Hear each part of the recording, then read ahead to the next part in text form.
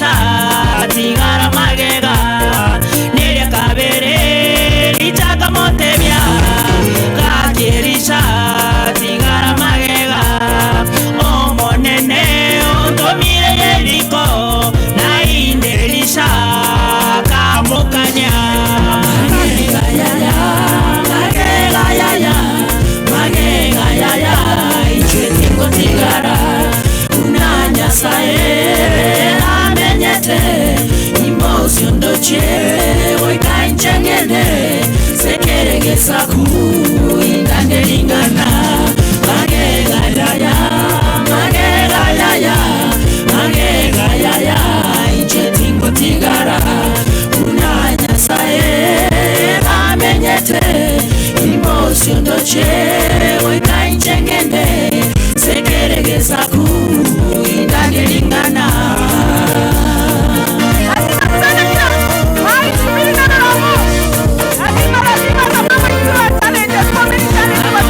Yeso bakabo bajya oikaba karora buna kolina igoro bakanyora tinguru chogokora emeremo yae eso mubanya akabo bajya erita omubanya mwabo elia kanyora moikoli werita nakagenderera bakole meremo magega yaya magega yaya magega yaya ichetingo tigara unanya sae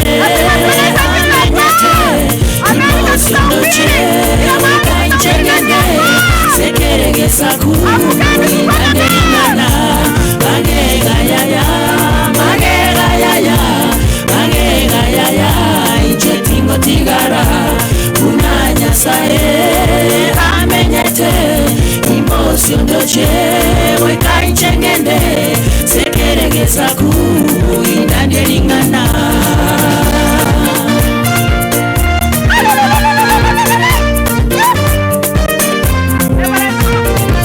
oyo mito indeti manyeti ningo wose omogwatia omogaka indeti manyeti wose no mongina okogwatia ayo mongina indeti manyeti wose no mogaka okogwatia na ino abana indeti manyeti wose na baibolia baino mukogwatia magega yaya magega yaya magega yaya ichetingo tigara unanya sae amenyete emotion doche weka inchengene sekerege saku inangelingana magega yaya magega yaya magega yaya ichetingo tigara unanya sae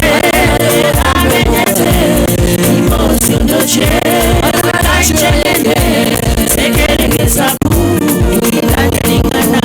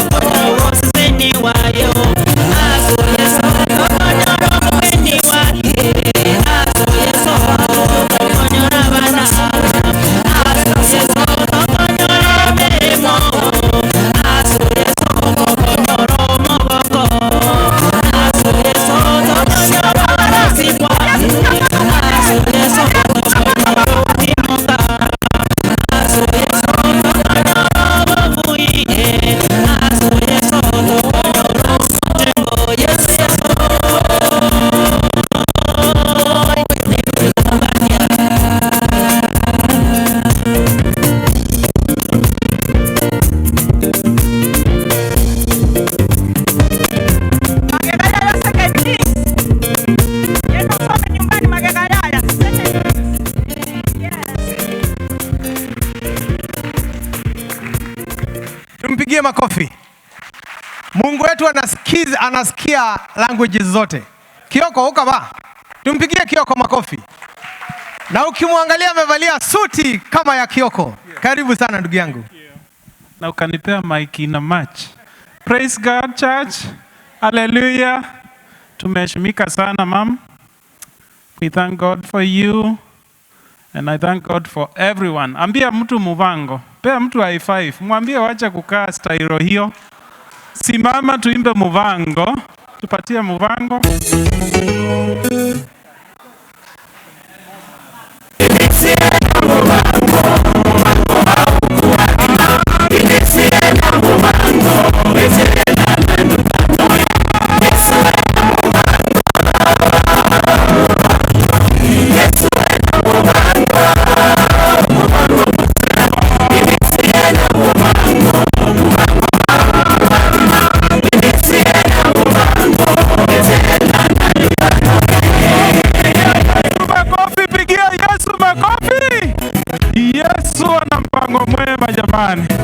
God bless.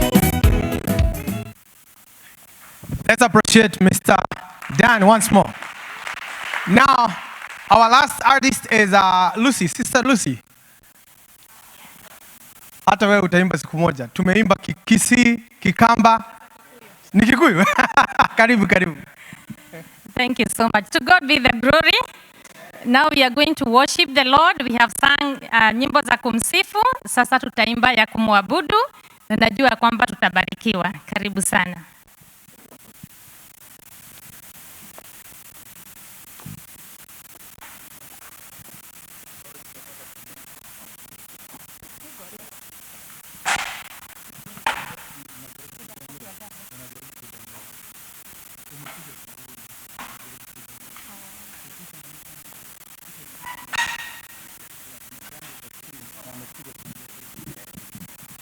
Okay, nilikuwa tumejipanga, ni network iko chini kidogo, so tumejipanga.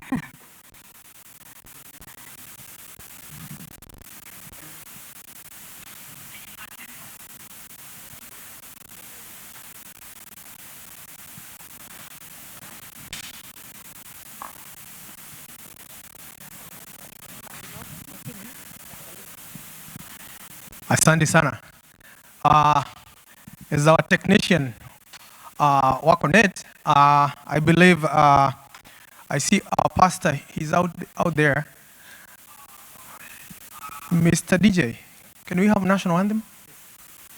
I believe that is ready. Because this is a community event and our mom is here, so na tunapenda nchi yetu, si ndio? And our national anthem is a prayer.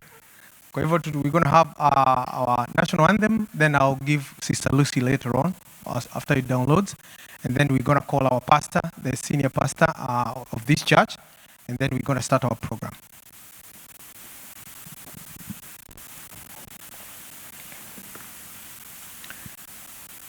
You ready? Our motherland, our Canaan, praise the Lord. Sister Lucy, wimbo wako umedownload ama tuendelee?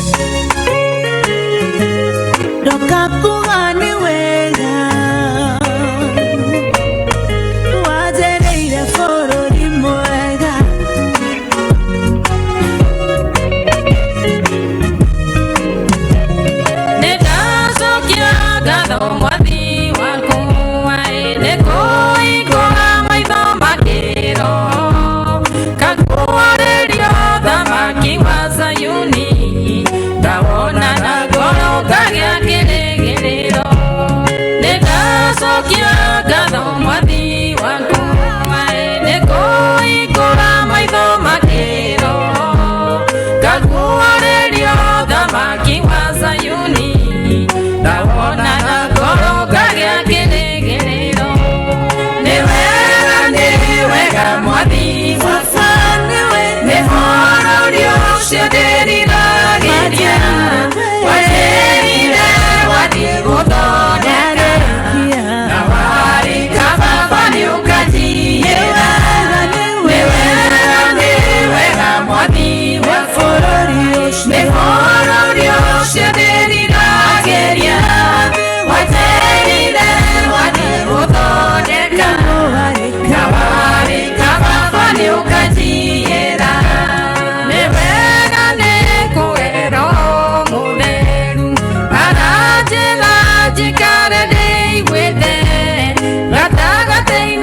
muyuro wa maudu ike mato mamwere igore maro nevera nekuero muneru arajela jikare de igwete gatagateine kamuyuro wa maudu ike mato mamwere igore maro nevera nevera mwadi Mefororio shenderira gedia Waterire wadi utodeka Nawari kama fane ukati yera Newera newera mwadi Mefororio shenderira gedia Waterire wadi utodeka Nawari kama fane ukati yera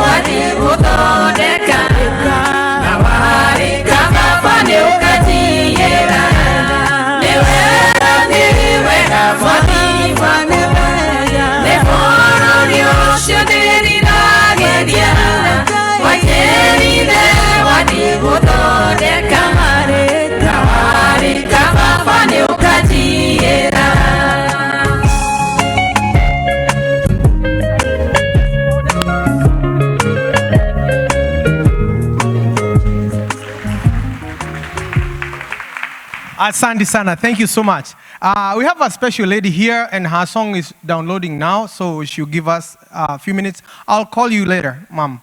I want to just give you the geography of the place.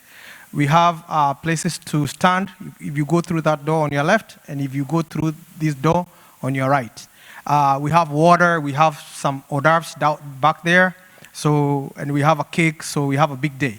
I want to invite our senior pastor, Reverend Geoffrey Wanyoike, just to welcome us home, and then open the occasion with a word of prayer, and then we start. Mchungaji, karibu sana.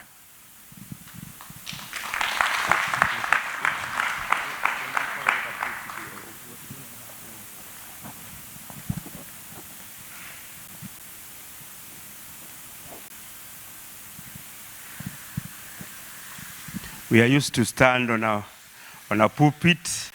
Sometimes it's very difficult to separate As a pastor, what do I need to do in a setting like this one? But you have to bear with me as a pastor, first and foremost, as a pastor. You may be seated so that we may have a word of prayer. First is to welcome you all, those who have come into this very important meeting, meet and greet this meeting of Her Excellency Pastor Dorcas Rigathi, who has been such instrumental and such inspiring the last few days since last week up to this time when she arrived. Such impartation has been so great, so enriching, so powerful, and over and above, it has brought glory to the Lord. And I remember during that dinner on Thursday, her vision was that there would be a shift in Seattle. And I commented and said that night that we welcome Seattle pastors within this region and also the Northwest, all people endowed with the graces, different graces, that they may come and impart this community, this diaspora. And more is when I was thinking about this meeting this early in the day, we are having a generation, first and foremost the generation we have come.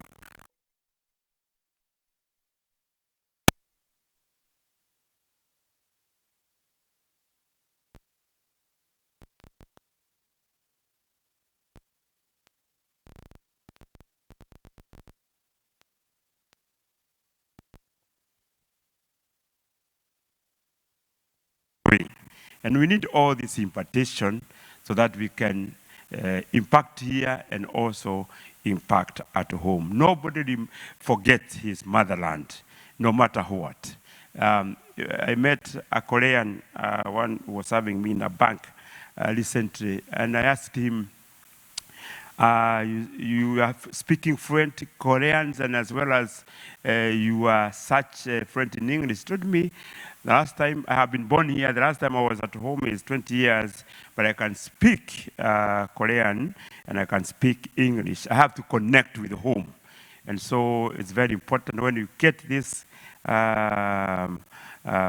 guests of this nature in person of Pastor Dorcas, that we enrich ourselves and as we connect with home. Amen? Bwana asifiwe. So let's have a word of prayer. Father in heaven, we thank you, we bless you for this opportunity that, Lord, you have given us again to have a meeting with your servant, Pastor Dorcas, in a new capacity as she meets us in this setting, dear Lord, that we may have time to interact and to share and to hear various dimensions of interactions and inspiration even to our community. And so we want to thank you for the work that has been accomplished for the last few days. She has been here in various churches, and especially with the Kenya Community International Church. We have hosted her for 3 days. We are grateful for the impartation, and not only to us, but to the community and through the ministry of KMI. We thank you for Pastor Ruth and her husband and the entire pastoral team within Seattle region, and also the community of the Northwest Committee, and all of us who have made this visit possible and successful. And we pray for each and every one of us, even as we move forward, and for everything that will be done here, ultimately, it will bring glory and honor to you and a blessing to each and every one of us. And even when we conclude, dear Lord, that we will be careful to thank you for yet another impartation that has to be done to our people who are living here and doing a great job in this country, and as well as impacting our homeland. And so guide us, Lord, and strengthen us, even as we move forward, for we pray and believe through Jesus Christ, our Lord and Savior. Amen. Amen.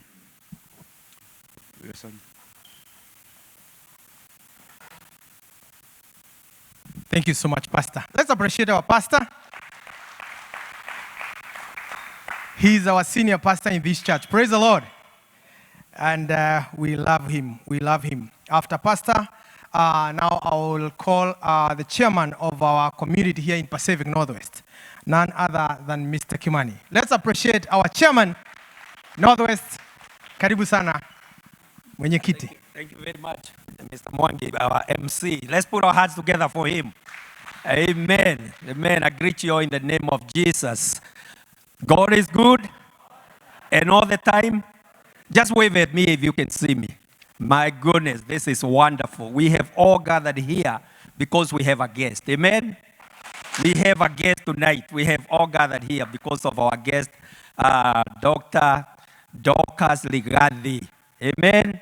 Let's put our hands together for that. It is not every day that you find a good guest come to your house a couple of times just to come and say hi and to talk to you about your own issues. Amen. And her sister Agnes, and the PA is Agnes, right? Yeah, and the PA, we are delighted to have you here. Amen. Amen. I give God all the honor and glory. And I'm so humbled to start before you. Believe me, you do not know how I feel when I stand in front of a congregation here in the Northwest. It touches my heart to see what our God can do. Amen. But I'm usually called the chairman of the Northwest Kenyan community as if I serve alone. I serve with a crew. Amen. Very able-bodied men and women who have committed themselves to serving this community for so many years. And I would like to ask them to come here, just so you can see who is behind Northwest Kenyan community. If you are here, just come on up. Amen.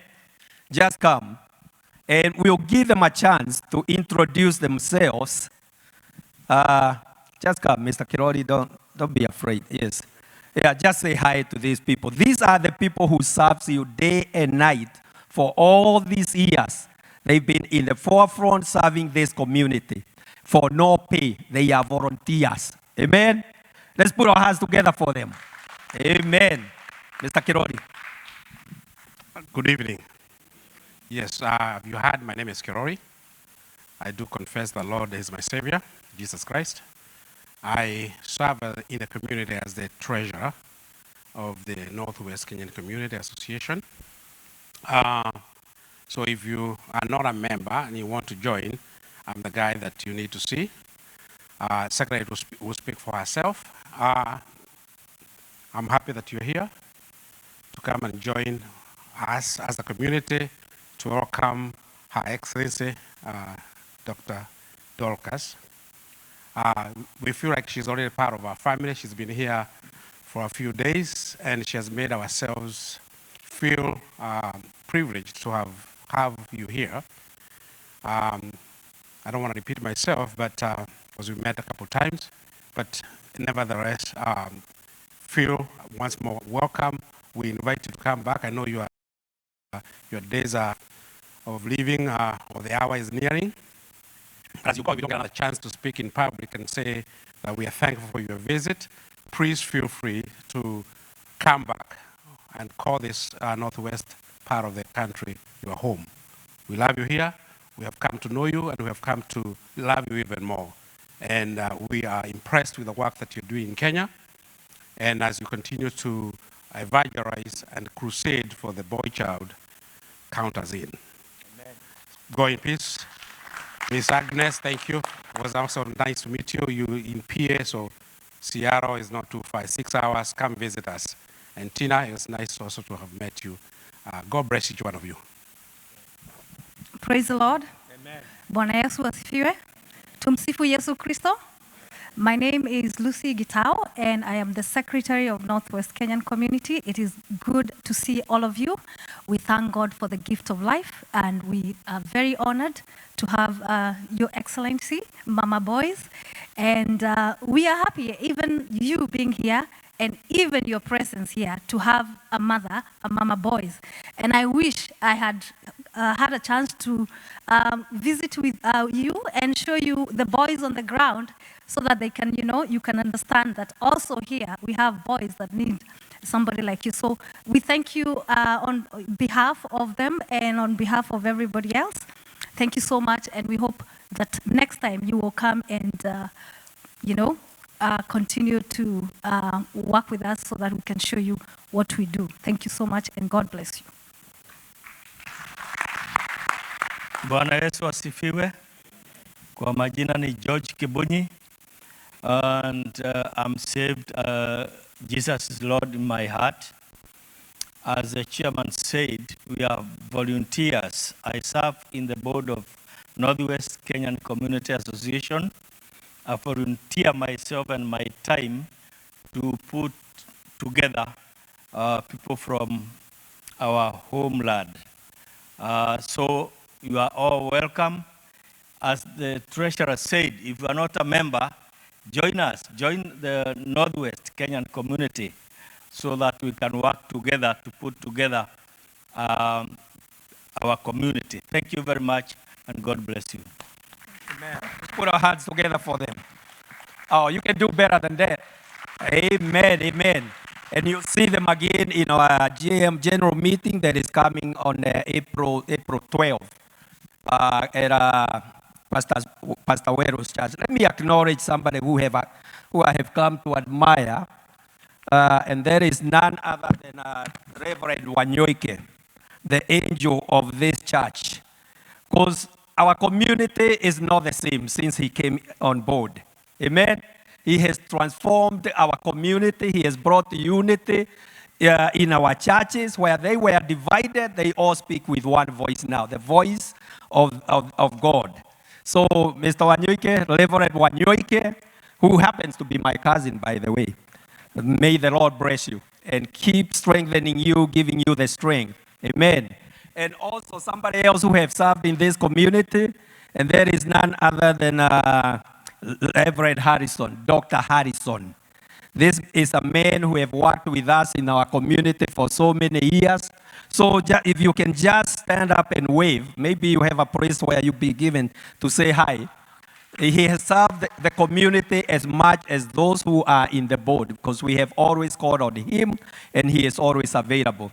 Reverend Wanyoike, thank you for what you do for our community. It is a community that is bound by love. They have, this is a community that depends on one another. A community that depends on one another. A community that has walked, for all these years, joined by love, tied with the cords of love. For today, I have spoken in front of you so many times, but today I thought I would write my thoughts down so I wouldn't miss anything. And guess what? This is the first time I have put my thoughts on paper to come and speak to my community. So I pray God that He'll give me the grace, because I happen to be reading those thoughts in the darkness. There is not enough light here. Those, my goodness. But I'll do my best. I'm not going to ask for a flashlight. Amen? Amen. Let me acknowledge one more young man. Gary, where are you? Gary Wainaina. This is a young man who has made so much, an impact in our community. The young man here, and if you know his story, and I know we all have a story, each and every one of us. Most of you know I know your story, because I have seen you come in this country. But if you knew Gary's story, then you would know why he serves our community. And we thank God for him. Amen? Let's put our hands together for our young Mr. Gary Wainaina. He is so impactful in our community. He makes a big difference. So with that, let me read my thoughts. So I would give this mic back to the people who are supposed to have it. As I reflect on the journey we have taken together, I am filled with immense gratitude and pride to be a part of this extraordinary community. Your unwavering unity, love for one another, and collective support for our youth have been the foundation upon which we have built and shared our success. Our community story is one of resilience and determination.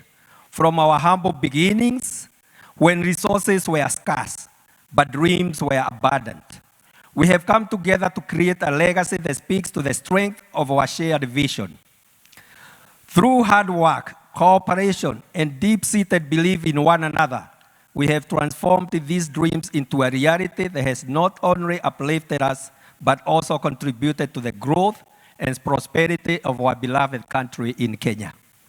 Today, we stand tall as one of the main contributors to our nation's economic progress, a testament to what can be achieved when a community comes together with purpose and passion.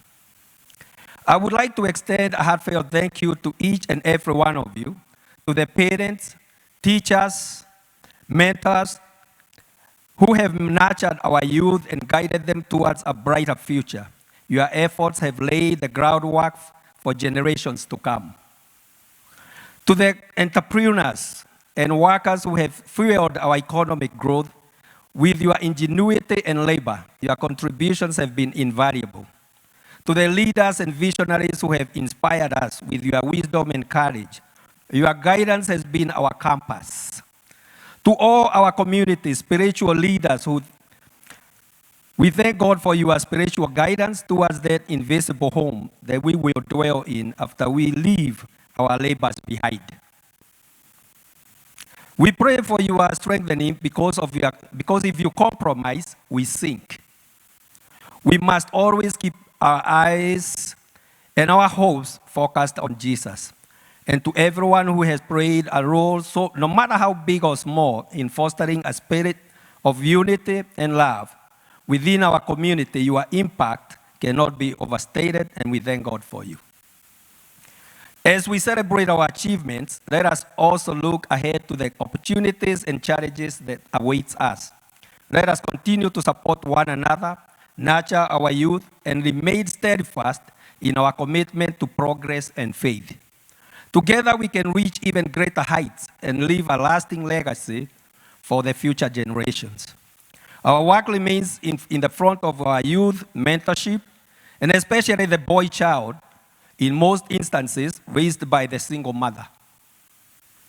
As encouraged by our guest, Mama Boy Child, Dr. Rigathi, time has come where we can no longer leave the boy child to navigate the immense jungle called life on his own imagination. We must forge ways to save and empower him, even if it means meeting him where he is. With everything being equal, every one of us, including the boy child and the young lady devastated by addiction, would like to have a decent life. I thank you for your unwavering dedication and your love for our community. It is an honor to walk this journey with you, and may the Lord bless you. Amen. Dr. Rigathi, we thank God for you. We thank God for what you are doing, for our devastated young men in Kenya. Like I said the other day, we know every one of us in our families, we are inflicted with a boy-child addiction. Every one of us. And for many years, there has never been anybody working towards them or even remembering them or even going to meet them where they are. But we have seen an angel sent by God who have come to cry with us here for our old family members in Kenya. I am a victim myself. I have family members who are inflicted with the addiction, tried for so many years to set themselves free, to no avail. So to have somebody who has committed her life just to do that for them, to meet them where they are, and to go there and tell them you are not alone, help is on the way. I believe she has come here to tell us about the story of the boy child, and to plead with us to do something for our boy child in Kenya. In my heart, I was touched. The time I spent with her, she touched my heart because of what she is doing. And I asked myself, could I commit my life, to such an important issue? So for me, to see her here with her commitment, having made the journey to come and see us, it inspires me. What I would say, I'd like us to encourage her to continue doing what she is doing, because we can only save those young men one at a time. You don't have to worry about changing all of them, but they can be saved, each one of them at their own time. because the help is coming from our Lord. And if the angel is sent here to us, may we heed the call. May the Lord bless you. May the Lord keep you. Let's appreciate our chairman once more. Asante sana chairman, asante. He's the only chairman who says the word that, like that. And that one can tell you how long he has been in this country. I thought you could have a chance to tell Mama Kevin how many years you've been in this country, but that maybe you meet her as she meet people here. She came a long time ago, maybe before I was born. I'm 51 today, so just. Anyway, today is a special day for Her Excellency to meet us. Sindio? Tunamuona kwa TV, tunamuona kwa kanisa. It is time to say. So I have a lot of guest speakers, but I'll cut them. And I will just give one last one. The man from Wamunyoro, the one who guards the mountain for us, Mr. Simon. Let's appreciate this young man. Tumpigie makofi Bwana Simon. Karibu sana, chairman. Thank you. Thank you very much. Your Excellency, Pastor Dorcas, karibu sana. Mimi ni chairman wa Mount Kenya. Wamunyoro is under me. So when you go back, you tell His Excellency, our second deputy president, that huku ameshikiliwa vizuri. But today I'm here on a different purpose as a mental health advocate, because that's what you do. And we really recognize what you do. And the same case applies here. The same challenges that you have there for the boy child, we have so many cases here. Na pengine hata huku ni kubaya. So allow me to read this just to say what we do.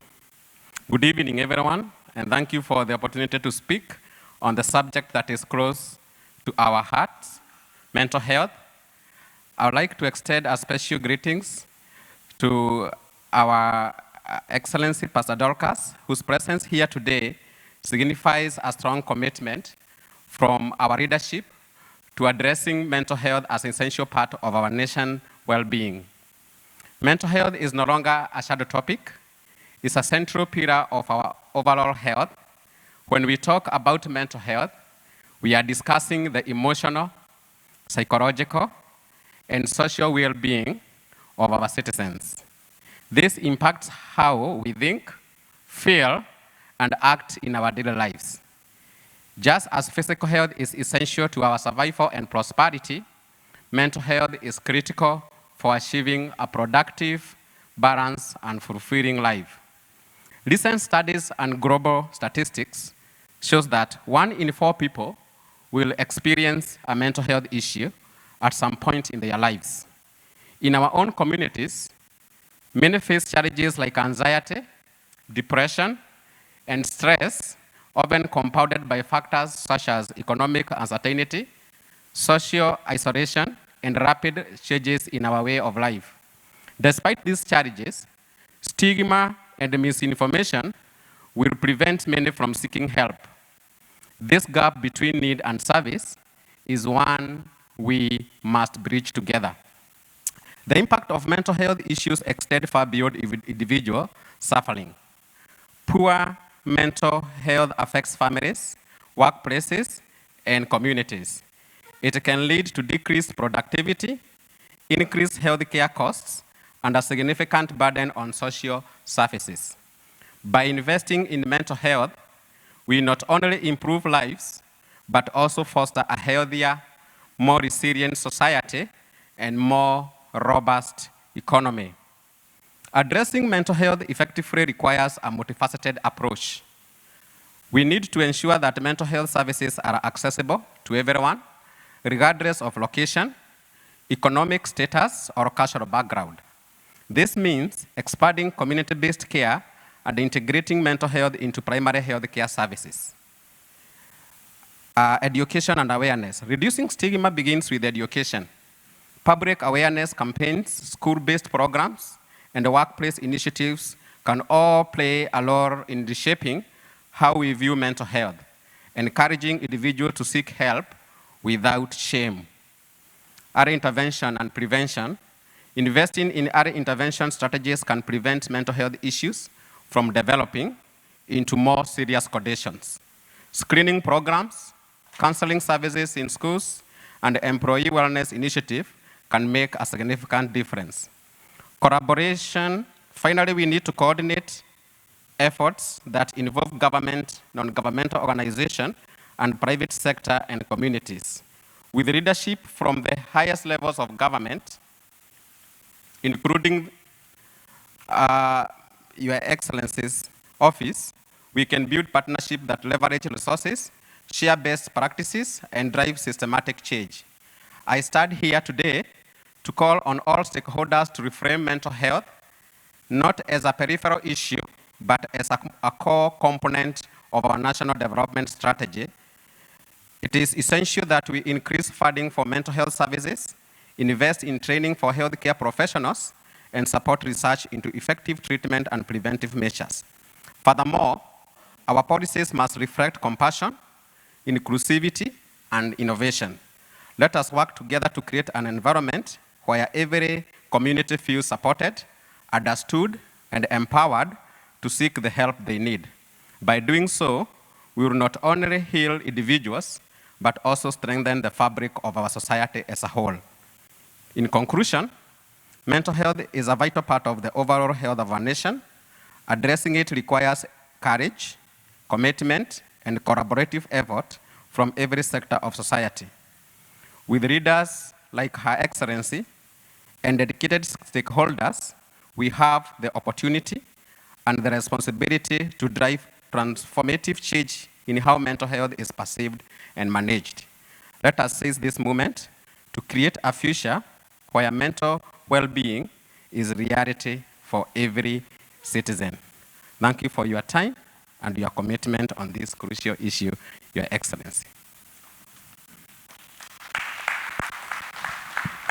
Now we are at peace with Mulima. Bwana asifiwe. So far, so good. Now, I have 4 guests. And if I give every guest 2 minutes, 2 times 4 is how many minutes? So in 8 minutes we'll be done. Because I want to interact with Her Excellency. Bwana asifiwe. She's here, she's our mother. And Mom, since you came, things have changed in this boy's child home. So please, next year come. I think women listen to women. My wife, she has listened to you and she's acting. Things are good. Come back next year. Now, we have Bishop Ndungu. After Bishop Ndungu, Justin, please be ready. After Justin, Senior Muigai, and our last one will be Eddie. Please take only 2 minutes so that we interact with Mom. Sindio? Bishop, karibu. Tumpigie makofi. Bishop Ndungu, karibu sana. Karibu mchungaji.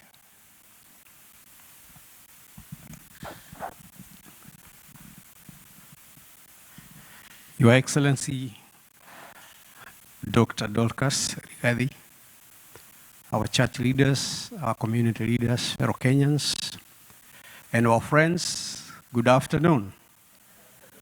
It's a wonderful and great day to be here today to celebrate the doings of God. Because of time, I will not dwell on what I wanted to say, but there are some things that I cannot leave behind. When Nehemiah got a chance to stand before the king, the frustrations of his people, the sadness on his face, the king was very quick to notice that. But I know, Dr. Dorcas, you're not going back to tell a story of a sad community. I have heard you ask why we are happy, why we are energetic. The first day we went for dinner, for sure your sister asked a question.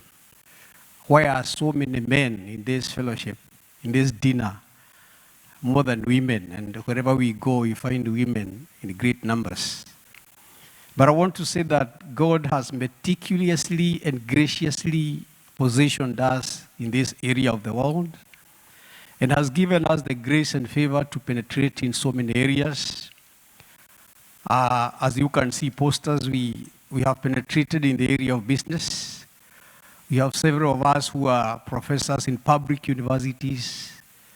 We have also ventured into the business of bringing up schools and institutions where issues like mental health and drug abuse are being taught to empower the community to be on the front line in fighting the battle that we are fighting. So I know when you get home, you tell the Kenyans that you have met a community whose God has meticulously placed in the Northwest, and they are doing a great job. You had been a challenge to us as much as you had been a blessing to us. When I have met and interacted with you several times, I heard how the boys hug you in Nairobi. Most of us, when we come to Nairobi and we see those boys, we raise up our windows and we run away from them. But Dr. Dorcas, with all the beauty and the grammar and the status and the high office and the very expensive clothes that I have seen you wear, you can have time and chance to hug these boys. So it's a challenge that you have thrown to us when we come to Nairobi, even if we can't be able to give them a chance to hug us, we can at least spare some moments and some time, or even some dollars to give to Rigathi Gachagua Foundation, to Dorcas Rigathi Gachagua Foundation, so that she can continue doing the great job that she is doing. We'll come to this land, and I want to tell you, like the others that come next year, make it a tendency every year you come. Apart from the boy child, you have also been an encouragement to the girl child. I heard one say that I wanted to quit my marriage, but the doctor has challenged me to stick on because it's more hard to start again than to remain. So not only the boy child, you had been a blessing to the girl child too. Thank you so much, and welcome again. Asante sana. Thank you so much. So far, so good. Sinemugai, are you ready? Boy, child, mom, we are doing good here in America. Let's appreciate our own young man, boy, child. Niaje? Mambo? Madhe. Woza. Nipatie. La shata. Your Excellency, I'm so humbled to be here. Na na feel poa sana yani. Si unasikia vile shengi nafanya mnachangamka. Mnaona kijana wenu wa mtaani. I know most of you are looking at me and wondering probably where you've seen this face. I'm not a stranger to you guys. I've entertained you guys for years. I'm a comedian. I'm a youth advocate, and I'm also a community leader. Because something is really dear to me, and there's something yani leo nilikuwa nataka kushare na mama, na nimefurahia sana kwanza uko hapa.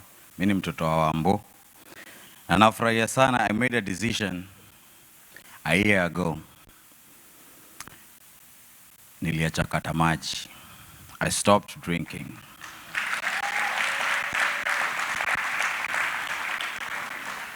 I stopped drinking because I realized one thing. We're hiding ourselves in alcohol and drug abuse and substance abuse. We talk about mental health. But the deeper question we don't ask ourselves, why are we escaping into drug abuse? Why are we getting ourselves into drug abuse? You know what I'm saying? Kasabu, what we're not doing as a community is finding spaces where we can heal. We are all carrying wounds that we're not sharing. We're not creating communities that people can open up and stand right here and talk about they are feeling well. They are going through something. We have created a community whereby when you're going through something, you escape it. That's how we are taught as young men.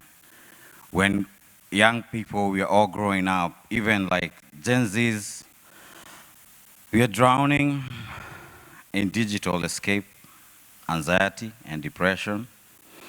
Millennials are overworked, we are overwhelmed with stress, with alcohol and silent battles that we fight. Parents are stuck between two worlds, trying to guide the child while unhealed wounds of their own. Our elders who we here have today, the ones who build our families, watch in pain as traditions fade away in our families. It hurts. And for me, I wanted us to address our pain. Why do we drink? Why do we escape from these addictions? We have traumas. We have generational curses. We have problems that we are not talking as a community, as families. Because at the end of the day, when we go back to our homes and build those bridges in our houses, let us create this trust that somebody can be able to open up to you comfortably and tell you what they're going through, and you give them a listening ear. Don't be quick to judge. Don't be quick to say whatever you think that you have because you're doing so well. You think that, starehe zake tu ndo zinamharibu. It's not the escape in the addiction. It hurts me so much because I'm supposed to make you guys laugh, man. But it hurts me because most of the people that I talk to and people who call me, they're calling me crying. I've saved young people out of suicide from Kenya when I'm here. Mtu anakuambia manze Joe senior Joe ngeniona kwa news. Lakini juu nimebonga na yeye nimesikia poa. We're not asking for money. We're asking for time. It's the most important thing your kids are asking for. Don't look at me and feel like, oh man, kale kachali, oh nini nini. Nah, man, I'm telling you, I'm here because of each and everybody. Wenye hawako hapa, they're not here, they're watching me, they're home, they're everywhere. They know what I'm saying. Please, please, let us be able to heal as a community. And today I want you guys to do me a favor, please. I want you to hold a space for me. I want you to hold a space, 30 seconds, please, in your heart. Just hold a space for me, for those people who are struggling with addiction, for mothers and fathers who have lost their kids out of addiction. I want you to feel that pain and ask yourself today, what am I going to do about this? And we rise together because we Kenyans, umoja ni nguvu. And once we unite together, we can combat any problem that we endure as a community. Nawapenda sana. I had written my speech, but this one came from God because this needs to go to my people. This needs to go to families. We are hurting, we are struggling. It's not about the finances. It's not about even relationships. People out here in America are struggling with domestic violence. Men are struggling with DUI. You know these things. People are in jail just because of their color. But what do? You all run away and talk about them. What do you do? Today, I want you guys, please, step up a little bit more. Our pastors, our mothers, our brothers, our sisters, step out of your comfort zone and give a listening ear, because we all need to heal, and healing time is now. Sana sangu.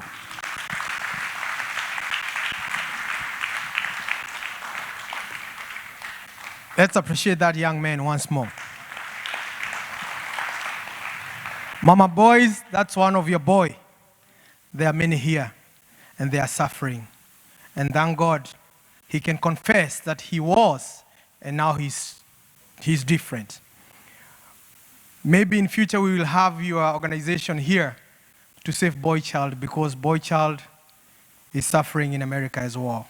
So we need your help, and we need your help.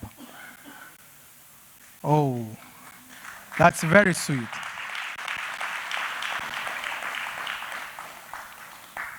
Thank you so much.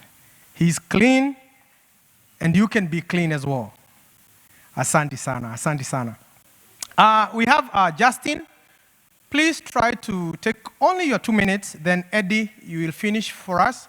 And then we're going to hear this song, Atumia Mwibere, because Her Excellency is here and the ladies are in front. Justin, please, 2 minutes, please. Thank you so much. Thank you so much. Reverend Ruth, can I have 5 minutes? Is that okay? I brought a team with me today. Thank you guys for being here. Good evening, everyone. God is good, and all the time. All right, we are Out of the Box. I'll first like to thank Pastor Ruth, Her Excellency. Thank you so much. The community members who put this event together. We are so happy to be here. We are all about community. And so I'll go ahead and just introduce our team members here just to make things easier. We want to be given 2 minutes. Miriam Wangare, Eunice, I'm sorry, Alex Diongo, Lindsay, and then we have Justin Juguna. And my name is Tyrus Rito, and we are Out of the Box. I'm sure some of you here, or none of you have heard of Out of the Box. We are first a nonprofit organization that's here in Seattle, Washington. We like to say that we are the fastest growing nonprofit here in Washington. And just to give you a brief description of who we are, I'll share our vision and some of our program. So our vision essentially is to bridge the gap between the youth, the first generation and second generation youth, and the societal systems in which they interact with. And so we want to partner with institutions, businesses, community members, and anyone else who wants to help the youth. Essentially, we want to mentor the youth so they can have successful lives, especially here in the United States of America. We know that there's a crisis here in Washington, especially as this gentleman has talked about the mental health crisis, there's drugs, alcohol, domestic violence. Those are the type of things we want to do. And for us, we want to separate ourselves by being the boots on the ground. What that means is we want to be practical about what we do. And so as the director of programs, I'd like to share some of our programs. First, I know Her Excellency is passionate about the boy child. And the first program we ever had is Boys to Men. We really believe that the boys struggle from transitioning to how to be a boy to being a man. Our first event was something we thought of, something very easy or something that can be very complicated, depending on where you are. We wanted to teach the boy how to tie a tie.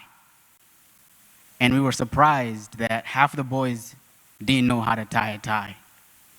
And as the men who are here, we know that ties it's a good representative of a man. It makes you look professional.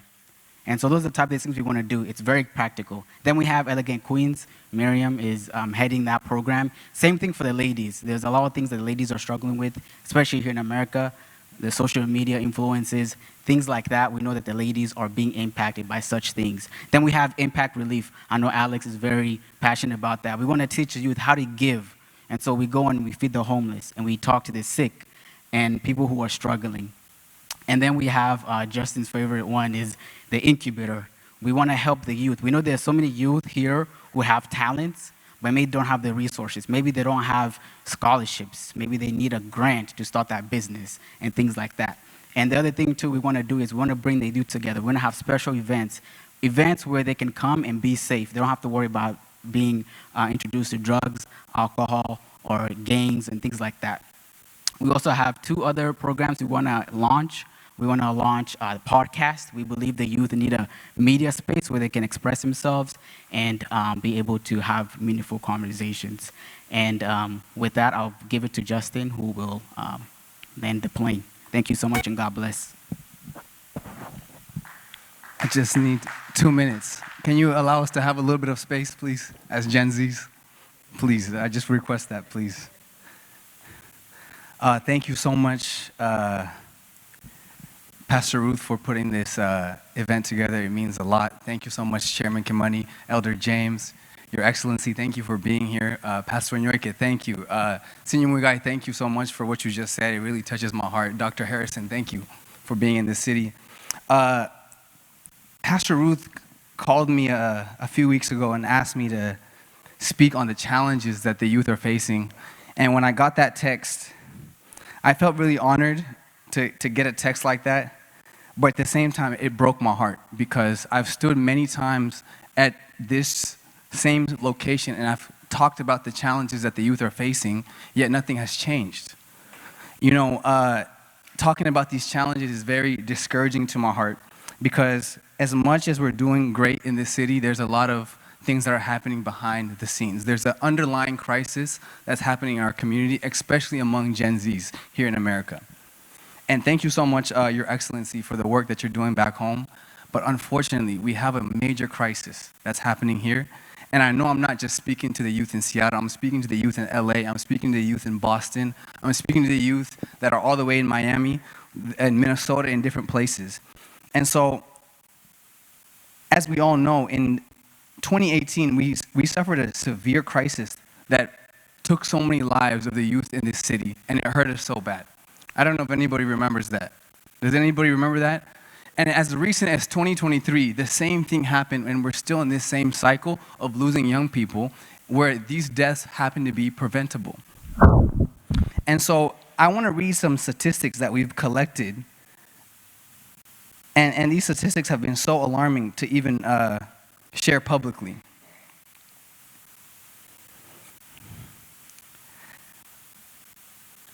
Let me go ahead and read this. And when I'm reading these statistics, I don't want you guys to think that these statistics are coming from the state. These are coming from our own Kenyan community. These are your children. These are your sons and daughters that happen to be in this community. It's not coming from anywhere far. In this city, we have young people, especially Gen Z, 60% are struggling with mental health. That's 2 out of 3 of the Gen Zs that you meet are struggling with mental health. 50% are struggling with substance abuse. That's 1 in every child. Or one in every other child is struggling with substance abuse. 35% of the youth in this community are struggling with lack of parental involvement. That's talking about the doubles and the triple shifts that we're picking up. They're saying our parents are not here for us, they're not involved with what we're doing. And so, the biggest issue that I'm facing, and I have way more statistics, and I don't have so much time to share everything, but we cannot continue to go on like this as a community. I know we have large facilities, I know we have a lot of great businesses, but there's an underlying crisis that's happening in this community. Right now, 40% of our Kenyan youth are in the detention system. I don't know if anybody knows that. I don't know if anybody knows that last week there was a young Kenyan man that was arrested and placed in Kent. I don't know if anybody cares. I don't know if we have space for that. This week there was a young man that reached out to my phone and told me, I'm struggling financially. They've been surviving off of Costco samples. They have no food. And so I know I don't have much time, and I know we can have another chance to discuss later. But I really believe we need to invest in the youth now and not come together as a community as we do when there's a crisis. In 2023 alone, between March and September, we spent $1.9 million at Maombolezi's. And that's a true statement because as Gen Zs, we collected the data. We said we have to keep track of what's going on in our community. We cannot gather for death, but not gather for graduations. We can't gather when somebody's doing a great project, but we gather when something bad happens. And so, it's not that I've stood here for the first time and said this. I've said this, and what ends up happening is they say, oh man, you guys are doing a great job. Keep doing what you're doing, and it becomes silent. The crisis continues. And I want to say this respectfully. There's 4 issues that the young people are facing: physical health, mental health, financial health, and relational health. But I feel like the main focus that we've seen is spiritual health, which is great. And I would tell the pastors in this community, and I really say this respectfully because there's a huge need in this community. The youth keshes are good. The youth conferences are good. Their prayers are going to be great. And I know today we're going to have a chance to get pictures with you, Your Excellency. And we're going to get a good hug from you. But we need more than this because my biggest fear is that you're going to leave and we're remaining with a crisis. We've been struggling with this since 2018. And our heart is breaking because we're losing young people at a huge and rapid speed to drugs and alcohol. We're losing them to DUIs. Sexual assault is something that's happening even among our churches, and it's not being addressed. And I feel like there needs to be some form of accountability. So please, pastors, leaders, businesses, parents, and also, of course, Your Excellency, please do something for us. Don't leave us empty-handed. Don't just leave us with a hug. Please tell us what you can do for the Gen Zs. We saw what happened last year. We don't want to be pushed against the wall. We don't want to do things. We don't want to be abducted. I saw that's happening back home in Kenya. We don't want to be in jail. We don't want to struggle anymore. We need help. And who else are we going to turn to if we're not going to turn to our own community? Thank you so much.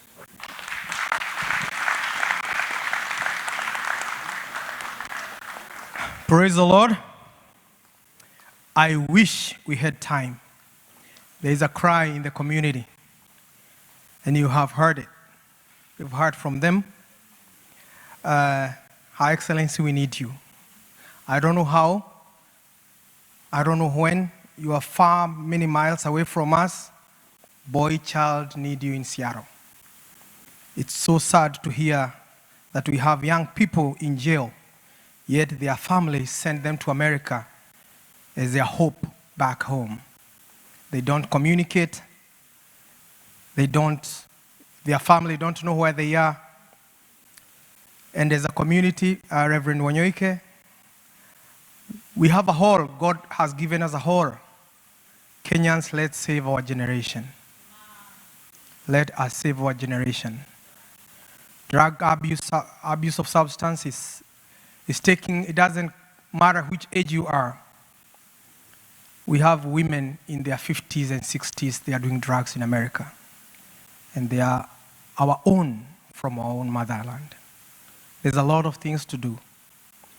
Going to church is good and being preached to is good. We are going to heaven. But let's not forget there are people who are suffering. Mama Kevin, Her Excellency, we need you. We need your office in Seattle. Eddie, come and finish up this session. Then we're going to hear Atumia Mwebere, and then I'm going to invite Reverend Ruth to bring our guest. Karibu. Good evening, everyone. You all look good from here. I have been given a guest. He didn't give me time, so I'm going to take my time. My name is Eddie. I am privileged to be the one speaking on behalf of Kingdom Ministries International. Your Excellency, I just want to take this opportunity to say thank you so much for honoring our invitation. The boy child is really happy this week. In fact, I've been telling Tony, you've been spoiled. This is not like we used to, always it's all about girl empowerment, and then this time around you turn the table, and everywhere I go, everyone is like, you know what, you gotta respect us with the boy child. Anyway, so I wanna get into it. Kingdom Ministries International is a baby to Reverend Ngige, and she gave me the honor to come and speak to you about this. I hope I will fit into the shoes. KMI was established in 2008, probably informally way before that, and I want to say it started with Shiko. I feel like that was the young girl that was playful and just loved young people, loved children, and wanted to help. Then it was being financed by her dad, so she would go and ask for money here and there, and then she would go out and buy bread and milk and feed the underprivileged. I don't want to call them street kids because they're our kids. So that is where KMI started from. Today, where we are, Kingdom Ministries International has grown and has been doing medical camps in Kenya every year. I'll give you some statistics. 2019, we treated 6,000 patients in Kenya. 2022, the reason as to why you don't see 2020 and 2021, each and every one of you knows what happened, COVID. And so 2022, we did missions in Kenya and Uganda, and we served 5,000 patients.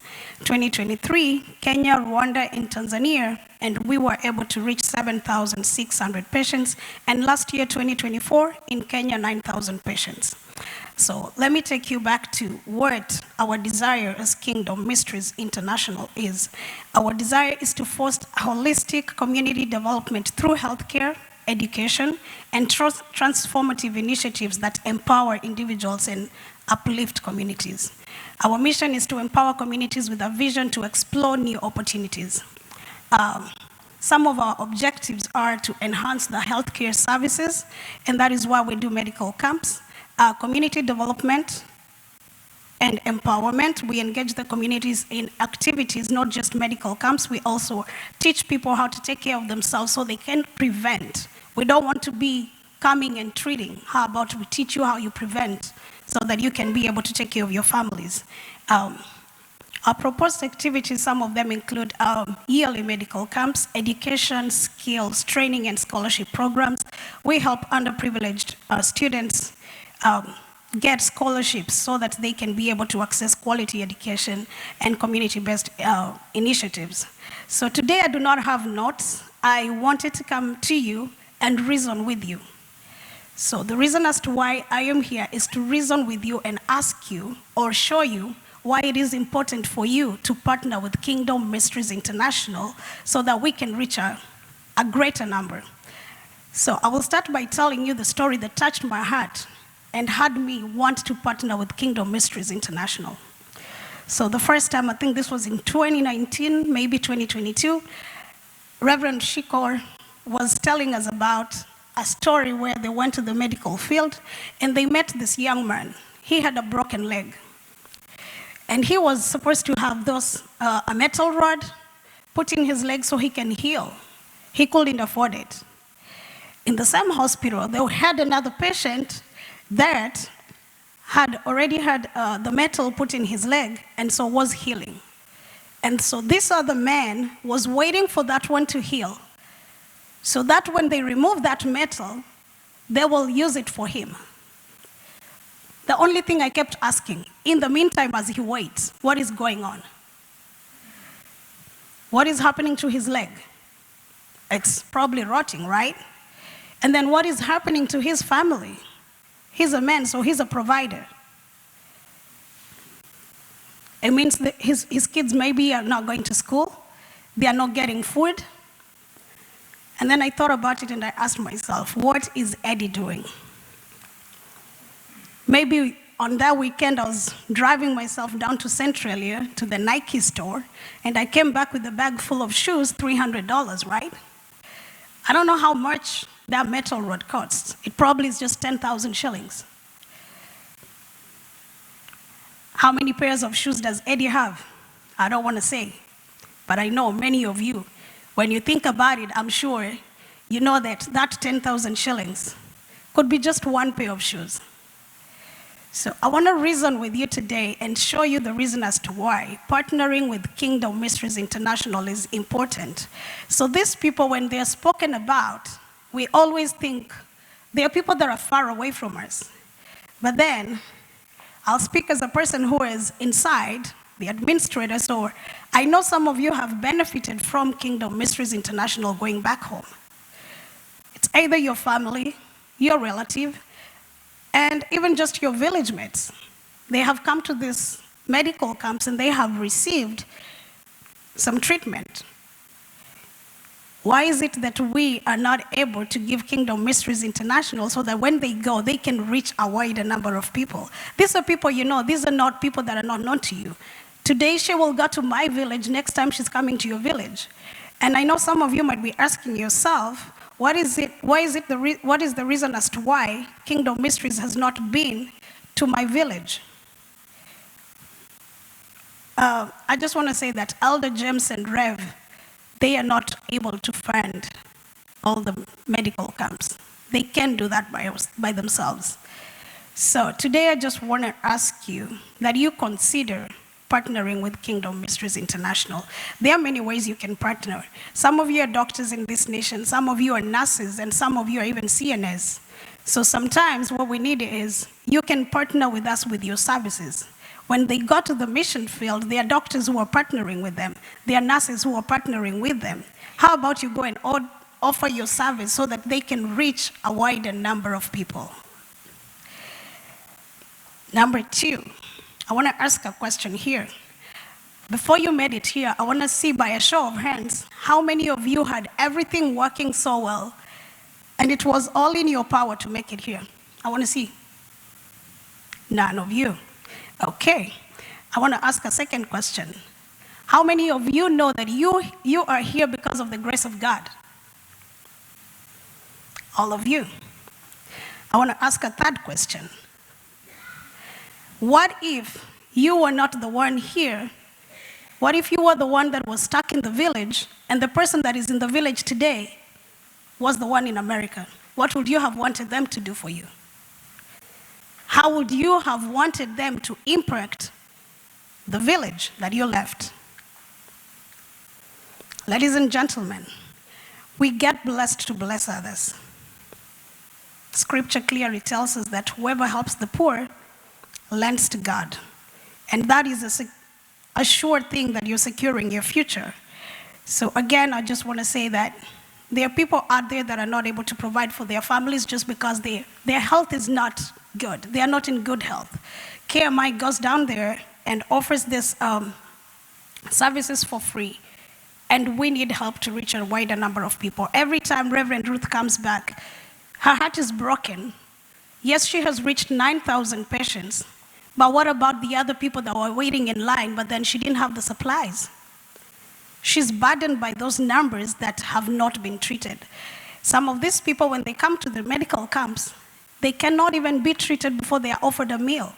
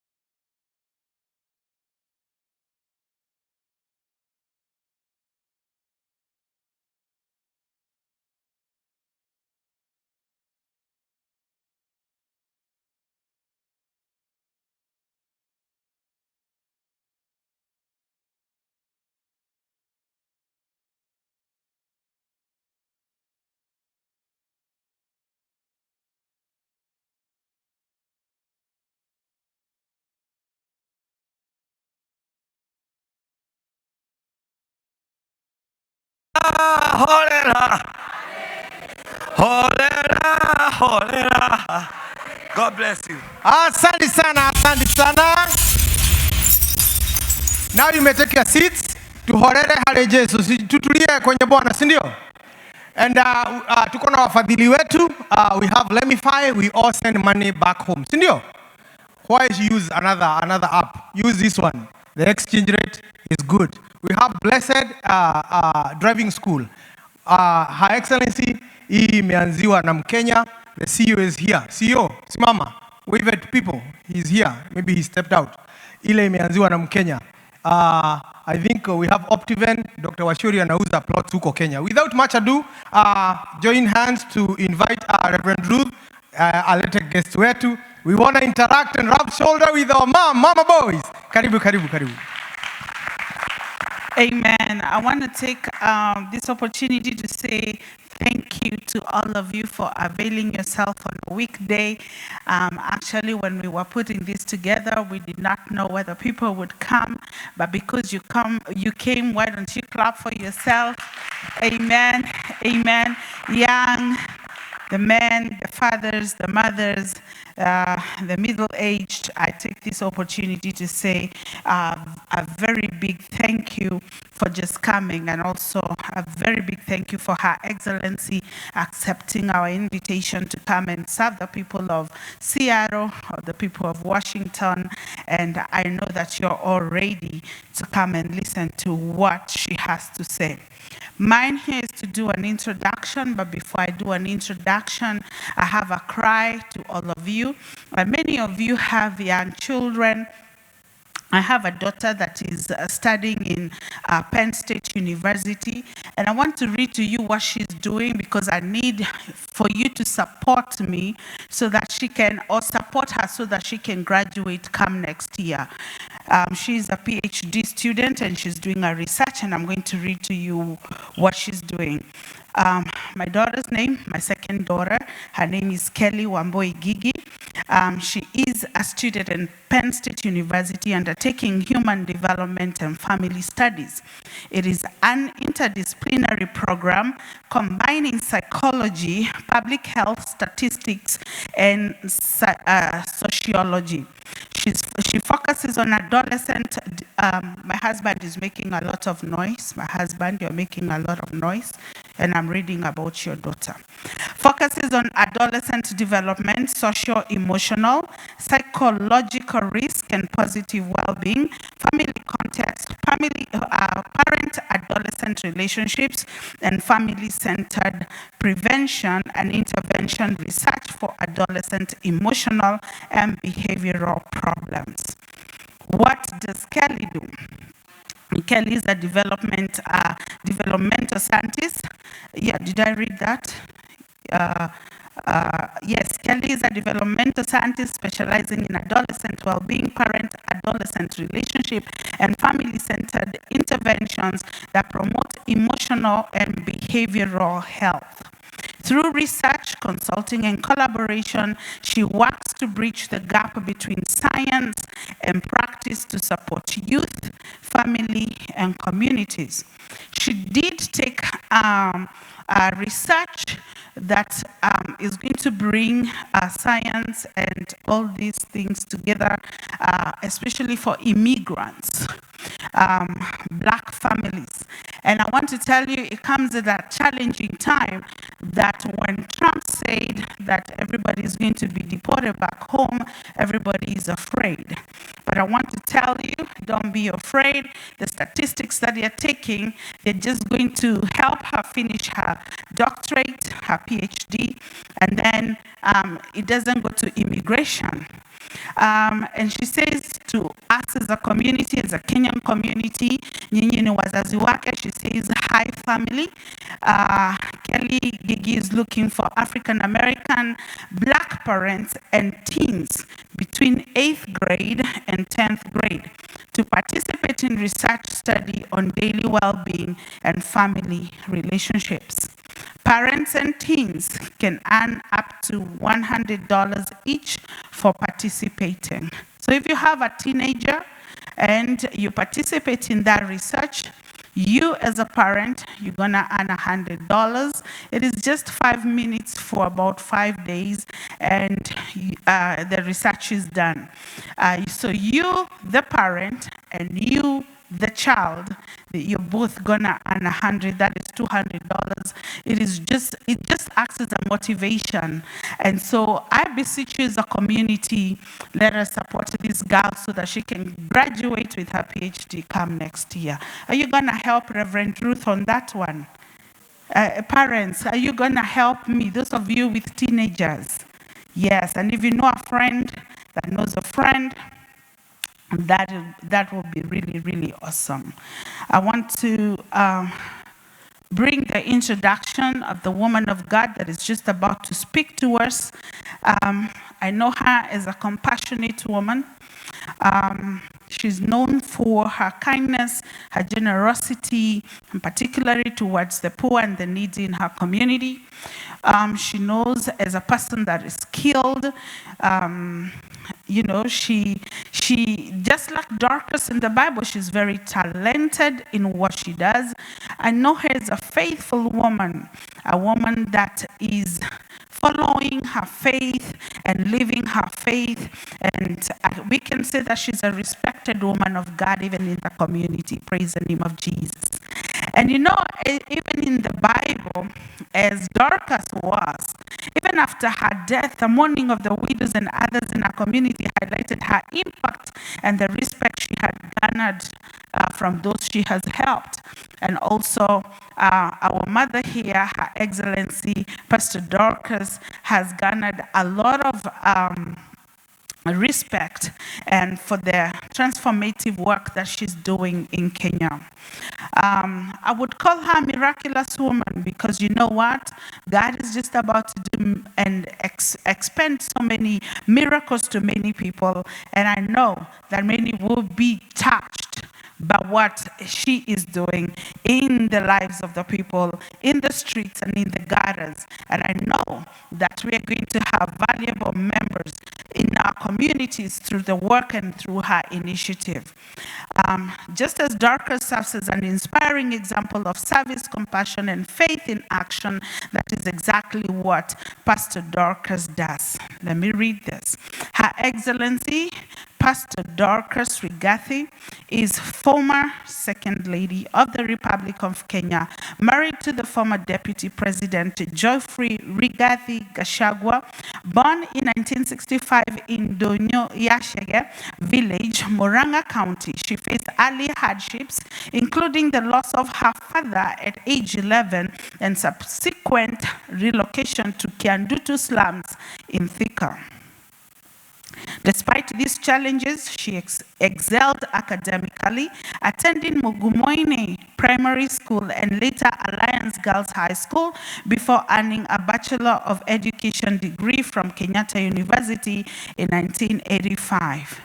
Pastor Dorcas has a rich professional background, having worked as a teacher and also as a banker. She has schooled in Harvard. Did you all know that? She has schooled in Harvard too. She later embraced her calling in ministry, serving as an usher from 2002 and being ordained in 2011. Her personal experience have fueled her passion for supporting the vulnerable populations, particularly widows, orphans, persons with disabilities, and the boy child. As a former Second Lady and First Lady in her home, she envisions a dignified future for these groups, focusing on chaplaincy and family values.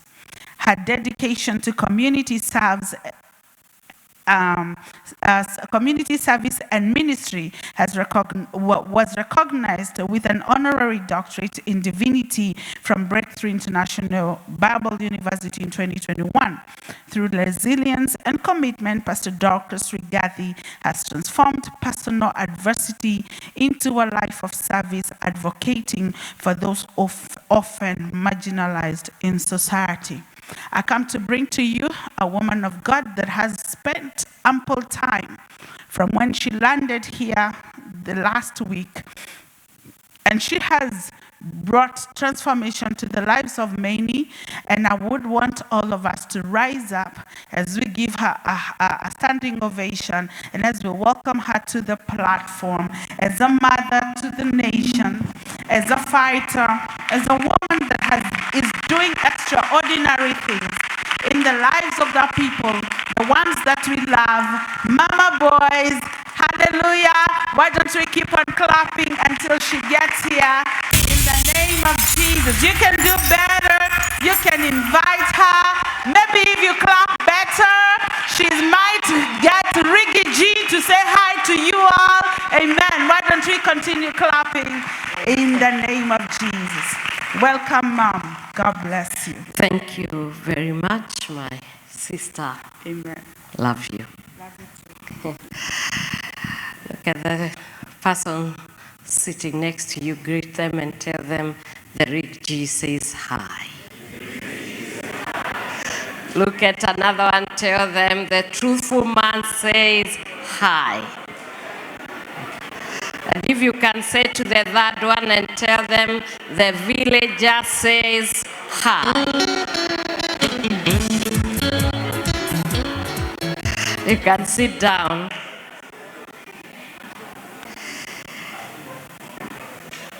I'm very excited this evening, as I'm also a bit sad this evening, because I'm coming to learn to love this side of America. And tomorrow I'll be leaving to go back to the other mountain.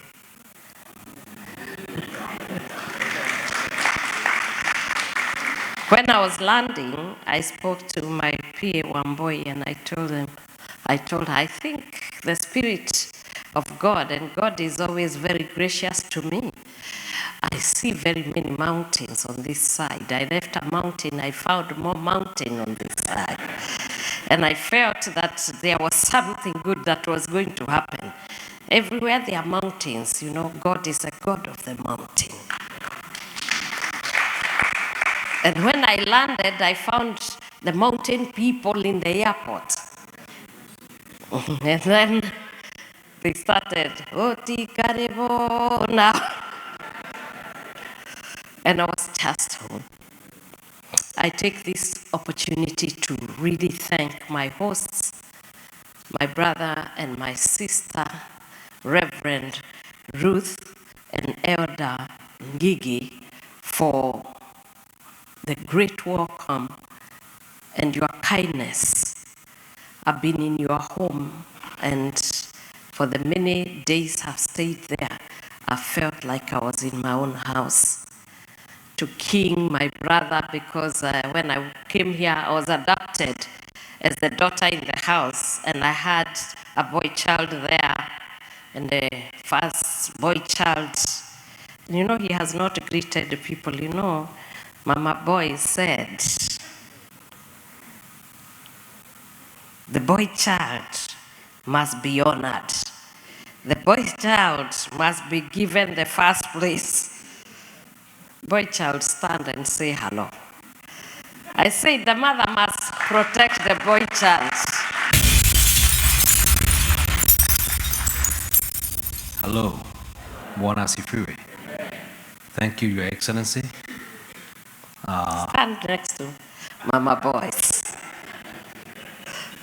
Thank you for defending us. Even in America, tumefinyiliwa sana hapa. So we feel very good when you talk about men. And they feel me, no matter how old they are here. We can talk about it, and we thank God for your coming and for changing my life in my home itself. So I feel like a man again. And I hope it stays like that. Amen. I can tell you I'm bringing my greetings from the one I love, you know. The boy child number one. And I don't apologize. He's number one. He's the head of my household. He's my leader. And he's a father of my children and my husband. And many people used to say, oh, when she goes there, she's going to talk about him. Yes, I will talk about him. Because he's mine. God gave him to me. And if also you want God to give you yours, those who don't have, honor the boy child. Respect the boy child. Sometimes listen to what are they saying. Listen to the cry of the boy child. And as a mother, as a sister, as an auntie, as a grandmother, listen and save the boy child. I will speak about this boy child. Niliwaambia nitaongea juu ya huyu boy child. Mtu akilala anasikia tu boy child. Ukiamuka boy child. Ukienda tu nasikia boy child mpaka mtasikia na mtafanya vile inatakikana. You must hear the cry of the boy child. I know many of you, our Reverend Onyoike, and of course the community of Pacific Northwest. I think you are one of those communities that I love, because when I came here, I found a community, a village. And as a villager, you know, the other day somebody sent a village boy to a village, and the city left the city and went to the village of Munyoro. And it has become a very famous village. And when I came here, because I saw the village here is just like the other one. And I'm very happy because I'll tell him to come here. I'll tell him not to worry. The corners at Wamunyoro and the corners here are the same. The mountains are also around here. When you see the Aberdares, you see the Mount Kenya. Here you come, you see very many ranges and mountains. So it will be good. And Bishop Parit, thank you for coming. That is a bishop that we work with. Please give him a clap. And I can see you have your daughters.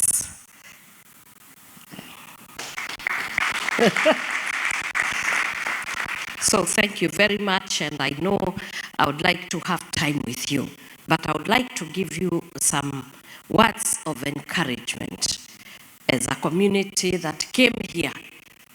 When one of the young men was speaking here, the Gen Z, he said, I don't only hug them, but I know what else I should do. Another has asked me that I open an office here.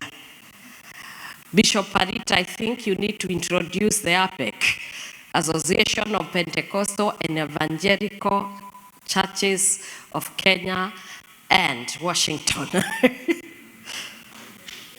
You don't want to clap now. I am the patron, and that is the, those are the priesthoods that are actually working with me to transform the lives of the boy children. These are the churches that have opened their doors to the boy child. These are the bishops and pastors, evangelists and prophets that open the churches. And these people, they go there, they are fed there, they are cleaned there, they are discipled there, and they provide the father figure for these boy children. They mentor them. I may be their mother, but there are things a mother cannot do. There is a limit. I may not know how the boy child feels at sometimes. There is a level I may not be able to touch the life of the boy child. But when a father is near the boy child, they feel secure. My children, I have 2 boys, so that is why you see I'm a bit more comfortable when I'm around the men. Actually, I'm the only queen in that house. The rest are the boy child number 1, number 2, and number 3. And so I also behave like one of them, because when you are amongst these guys, they forget I'm a woman. But they also treat me like a queen. And I love them. When they were growing up, and I have heard the cry of the boy child, what are they asking for? They're asking for very small things. They are not asking for the cars. They are not asking for the houses. They are asking for their parents, the love of their parents. They want your time. And I know you must work. But what are we working for? One time I had to resign from the bank so that I could pay attention to my children. In 2006, I did not reach the age to retire. I worked 16 years. And then I saw I was waking up at 5, the children are still asleep. And then I would work very hard. And in the evening, I'm not there when they are coming. I find when they are asleep, I only go to kiss them good night when they are asleep and they can't see me. The father was also an administration officer due then. He was working like round the clock. And the children had to be left with the house managers. And I asked myself after many years, what exactly am I doing? The first ministry that God gave me and I'm passionate about is home ministries. To minister to my husband and to minister to my children. And that was the reason I agreed to the call of God so that I can minister to my own children and my own husband. And I could stand in and I could see they were suffering because we took them to boarding school when they were young. Why? Because we are not good parents. We didn't have time for them. And we thought taking them to the boarding school was the best thing. And I know you can identify with that. Where we come from, because we are Africans, we come from a village. When I was growing up, there was no problem, there was no gap, because in the village life was such that the social backup and support was there. When my mom was not there, my grandmother was there. When my grandmother was not there, my auntie was there. When my auntie was not there, the villagers were there. And they could sort me out.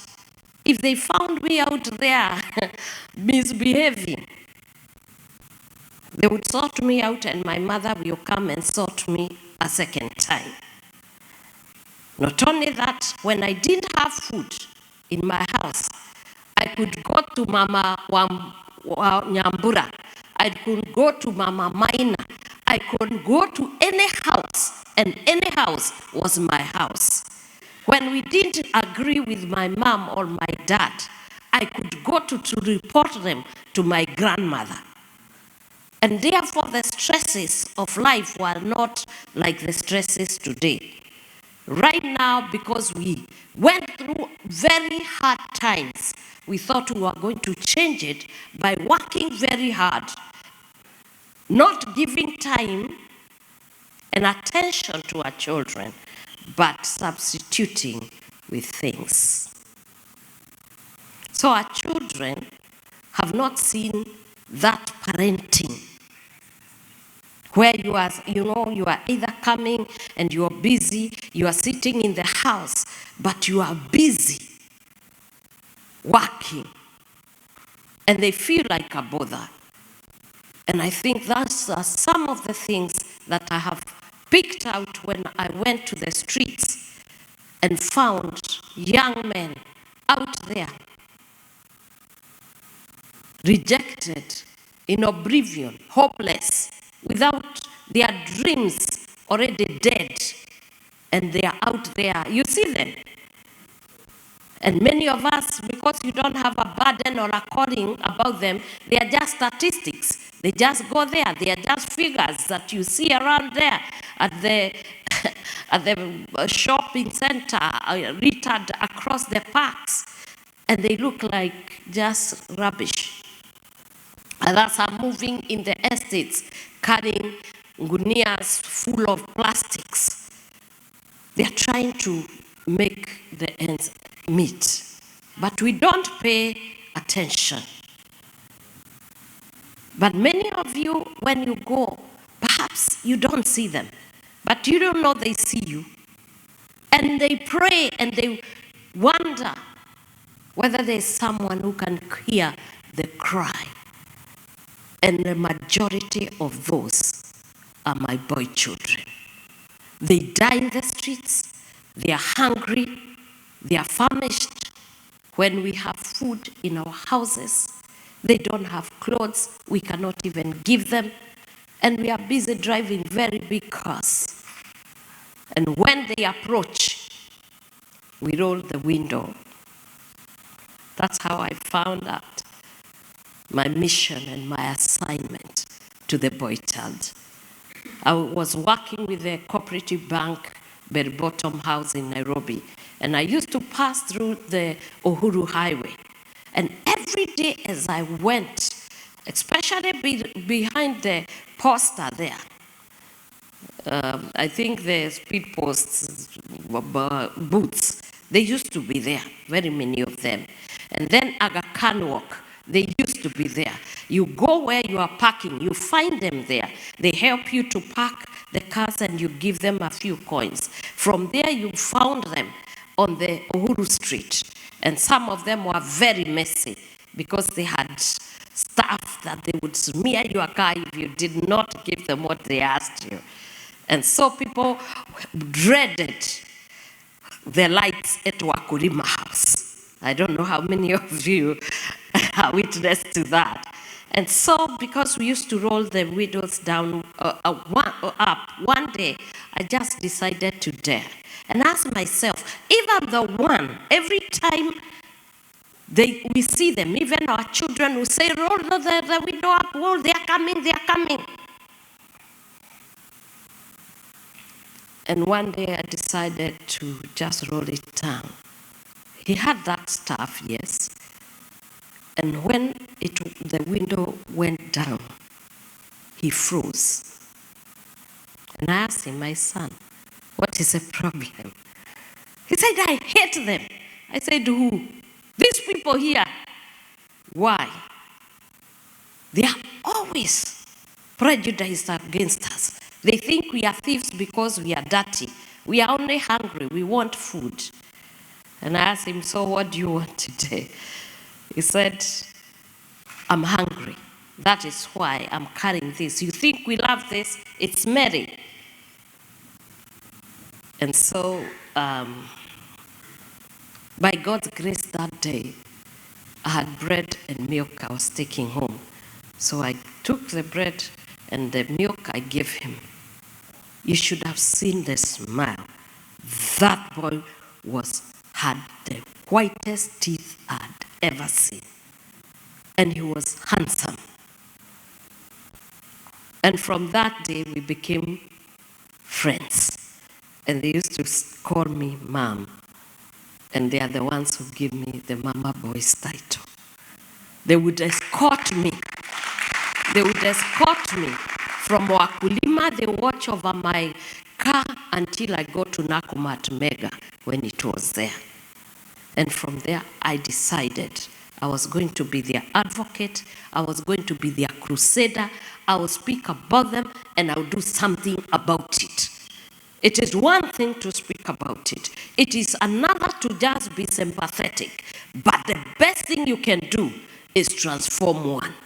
I may not have money, there's much money, but one boy is worth the life I got. And when I got to the office, people told me it was impossible to deal with these drug addicts. It is impossible to turn alcoholics. They always relapse. Others say they are very dangerous. You don't go to the dens. I told them that is where I'm going. And I decided to go to the worst of them. It's called Shimazi Den in Mombasa. That is where I started. Even my own security that time, they said you can't go there. Those people are dangerous and they can kill you, they can knife you. I told them I want to go and see how a son can kill a mother who loves them. And the first thing I did, I told them, you people go look for security for yourselves. I'm going there. I don't need you. Actually, I've grown from a ghetto. I'm streetwise. I came from Kiandutu myself. When they talked hustle, I know how to hustle. Yeah, I've been in Marigiti, where you go and you do those things. So when we went there, I found them. They were there. I think you heard the clip. And when we reached there, I found them. All of them in a whole street. And they were in paper houses. And that day, I think one was having a tough time. And he had not gone to work. I asked him, why? Why didn't you go to work? He said, I can't go to work. Today, I am staying here because I know my neighbor here has been eyeing my wife and my daughters, and he wants to rape them. Hi. I looked at him and I knew, even after all what he has, there is something remaining in him. He's a father. And I knew there was need to rescue this father. And from there, of course, they thought we were not serious. They said, wanakujaga hapa, alafu tunajua tu. Mkitoka hapa, mnataka kura. I told them, we don't need any votes, we have just gotten some. So we need 5 years, but we just came to see you, and I hugged one of them. And the relationship started from there. We take them food together with the church in Mombasa, and we collaborated also with the Muslim there, because most of them are also Muslim, others are Christian. This alcoholism, this drug addiction and substance abuse, it transverses race, religion, color, sex. It does not matter whether you are rich. This is where you say the rich also cry. I have seen them, mother, parents in Modaiga cry. I have seen them in Karen cry. I have seen them in Madare cry. In Korogocho they cry, and they cry the same. The pain is the same. I've seen them losing their children. There is no color of death, whether they are white or black, or whether they are Muslim or Christians or heathens. The pain of the parents is the same. The pain has no color too. And that's why we must come together and go for our children. This is a satanic agenda, attacking especially the boy child. Because most of them out there, almost 90%, are boys. And I think the laws that have been put together, and of course, and I'm not saying I have nothing against the girl child. And when I advocate for the boy child, actually, at the end of the day, I'm actually advocating for the girl child. Because if I get a dignified future, a decent boy, a boy who is honored and respected, taken to school, accessing health care, accessing opportunities like the girl, I know my girl will get a good husband. And community of Pacific Northwest, know this. When the seed carrier is in danger, the community is in danger. You can have a very good garden, and you can dig it, and you can plow it, and you can make it nice. But if there is no seed to plant it, it will be barren, and you never get any produce from it. So we have women, many of them, now single mothers trying to fight for the remaining men. And what does that mean? Broken homes, unfaithfulness. Because it is not lack of men, they are there, but they are in the gutter. We must get them from there. In the 2 years, we have worked on thousands. In community rehabilitation, we have over 10,000 being taken care by the ministers of the gospel. We partner with all churches. ACK is leading in Kiambu with Kanisa Madukani, where you get them, they come as they are in the churches. You accommodate them, no judgment, no nothing. Let them come the way they are, dirty, clean, or whatever, with their,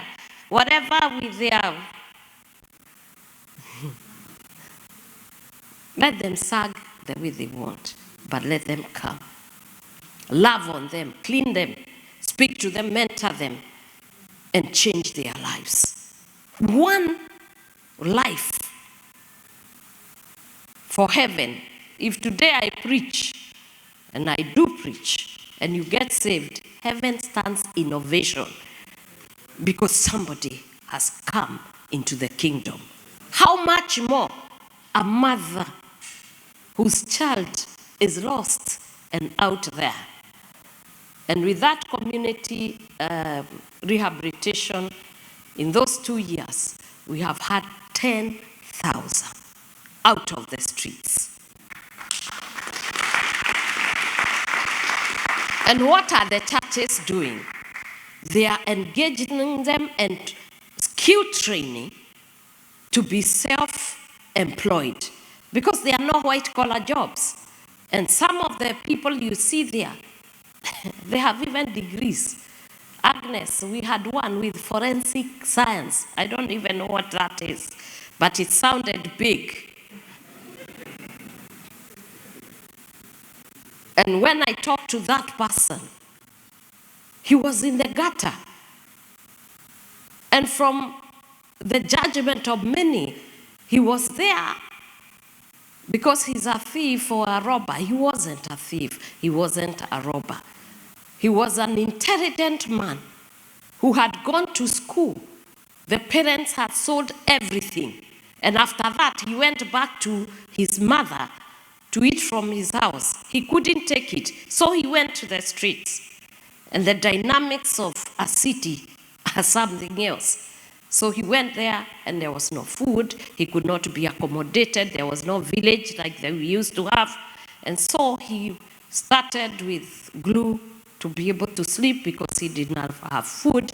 And eventually, he just found him there.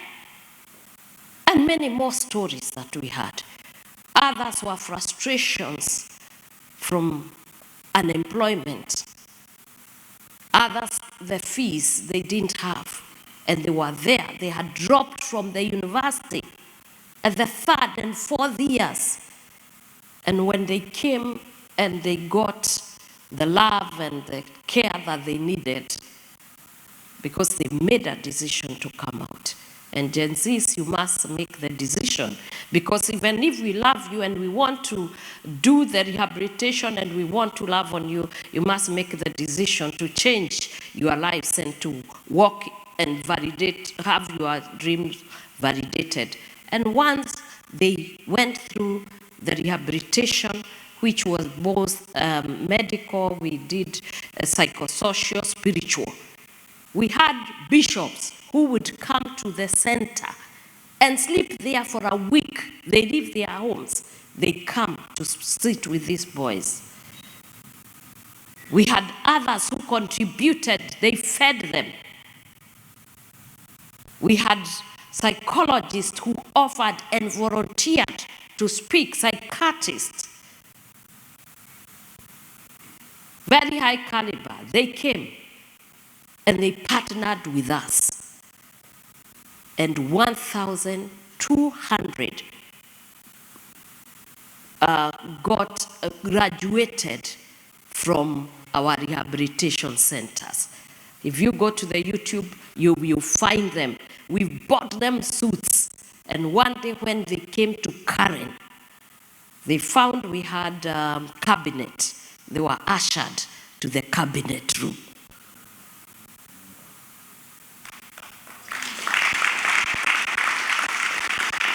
They did not look any different from the other men. In fact, it is His Excellency who asked, who are these? Because he knew the cabinet.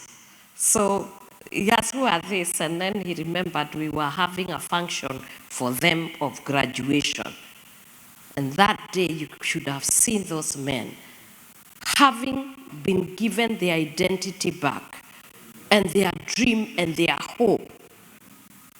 Some of them were fathers who had been left by their wives because they were drinking. And after that, their wives came back. We have 50, and this year we'll be doing a wedding for all of them.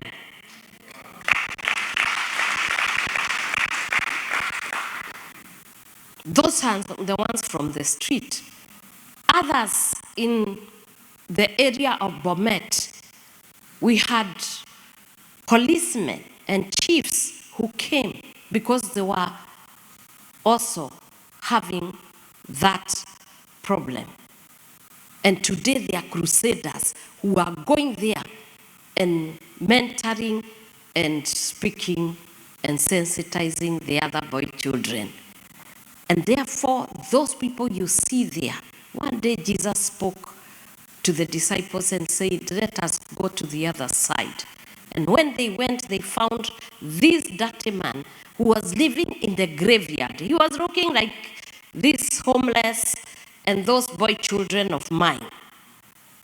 And when that person was cleansed by Jesus, do you know, he became a bishop of 10 cities, the Decapolis. Those people are missionaries. I have seen many churches, even in Kenya, they are fighting over congregations who are moving and hopping from one church. The church is in the streets. Go and get them. If only you can go and get 100 of them. In Donholm, we have one of the spiritual fathers who feeds 400 of them. And they feed, and they have put a bathroom for them. They come, they wash, and the church also brings clothes. The members bring clothes, they come, they wash, they check. Whoever has shoes that are the same and whatever, they come, they wash, they wear, they eat, they are preached to, and many have transformed. So there is something you can do. Tell the person next to you. You don't need to get 1 million of them. Just feed one. If all these community members, each is determined, and you just 2 of them, you commit yourself and dedicate your time to 2, how many would we have transformed? So I think, Chair, you have something that you can do. My Reverend, there is something you can do. Now, it is not just faith. Faith without works is dead. And our children are saying that faith, they want that faith which projects Jesus. Jesus was never in the church just having praise and worship. No, he was with the people out there, feeding them, changing their lives, transforming them. He was with prostitutes out there. Oh, if it is today, oh, my Reverend, you are seen with the prostitutes, my friend, out there. Munaongea, Ukimwambia kupatie maji. It will be news, headlines, and they'll be talking, and you'll be on TikTok. I'm sure you trend that day. But those people, they need us. That is our ministry. That is a church. And therefore, we are doing the rehabilitation, skill training, sporting. Young men, they love sports. And so there are things you can do, and you can partner with us. Those ones who can be able to buy sports gear, especially the boots they love. And because they have come to a background, they are human beings. They love and they see things and they feel them passionately. They are Manchester United fan, Arsenal. And when they wear those, they start to feel like you love them. And we did experiment with about 26 teams in Laikipia. We had a rig that went for 6 months. And we said, if you drink, you are dropped. And for 6 months, they did not drink. And so we are thinking now of taking, that is one of the community rehabilitation initiatives. The ones who are highly addicted, we go for medical camps like Reverend Ruth is doing. Then we assess the addiction, the level of addiction. We talk with them and make them make that decision. Those who want, we take them now to a rehabilitation. And after that, we train them, skill training, some of them in masonry, carpentry, and all this. And by the time they live there, they have a skill, and some of them we take, they go for jobs, agribusiness, agriculture. And I know all of you, many of you, you are just working and investing in Kenya in land, which you will never go.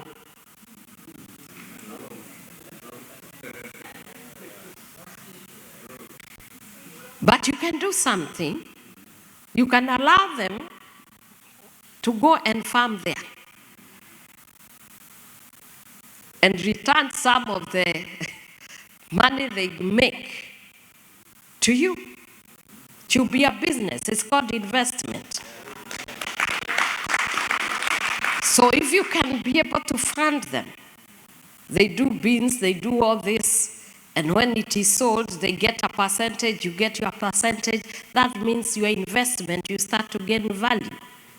That is one of the ways that you can be able to help each other, and they can grow, and you'll be doing something for them.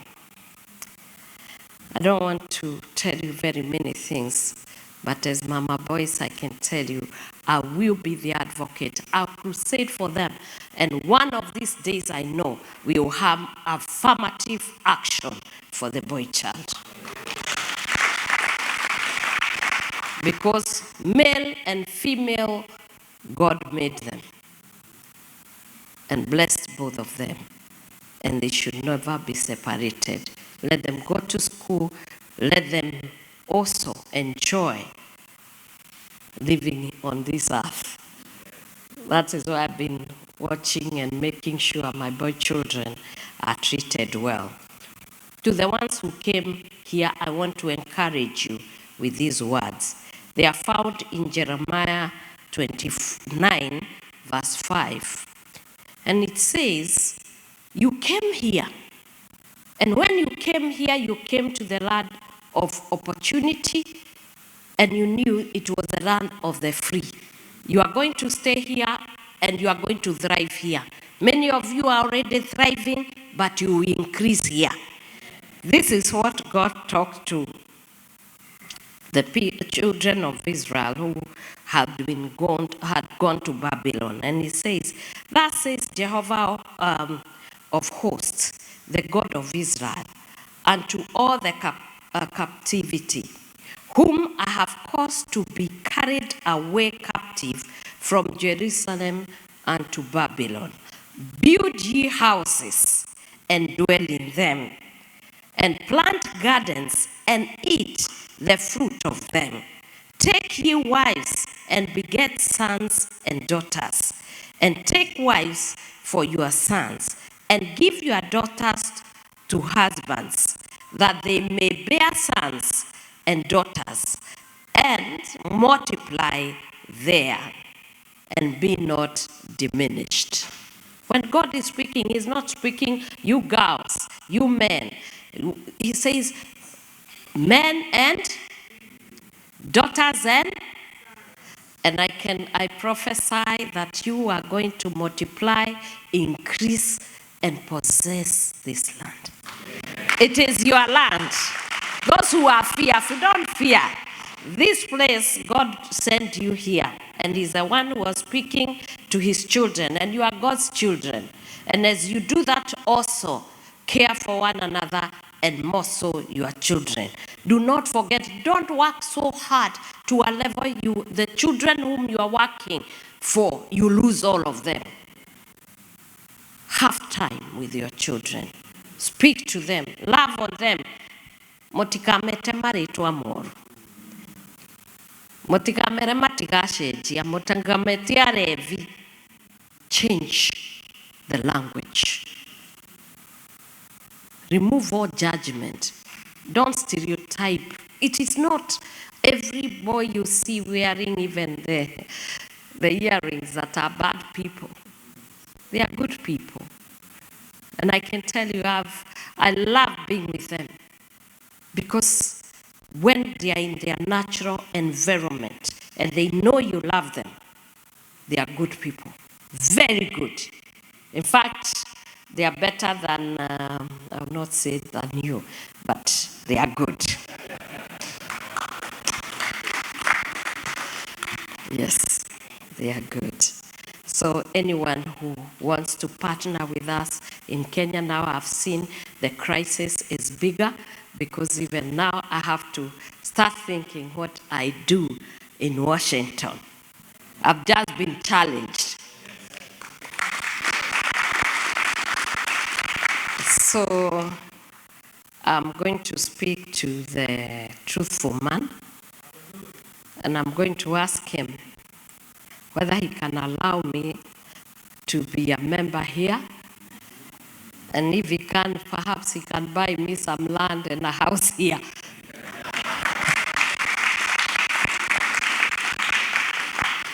And when he wants to have a break, he can come here.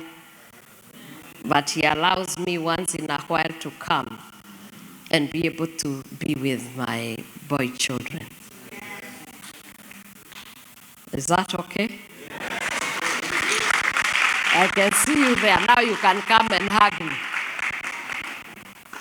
That one behind there. You can come and hug me now.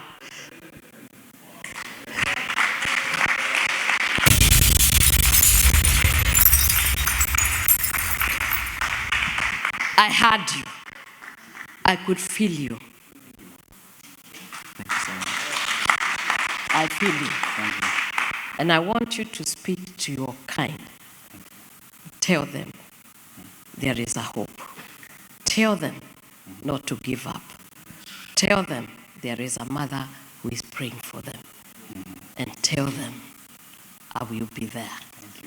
As long as God keeps me alive, it doesn't matter which length, where I go, and how many hours I'll take. I will be where I'm needed. God bless you.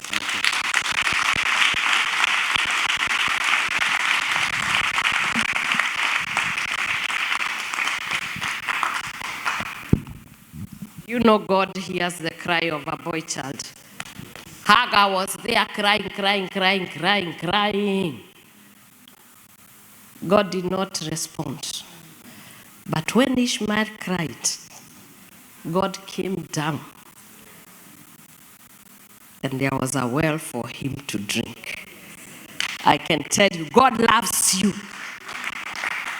And these things are going to change. I'm going to talk to these parents of yours until they hear me. I think you need to open a platform where we can be talking, even when I'm far, and we see.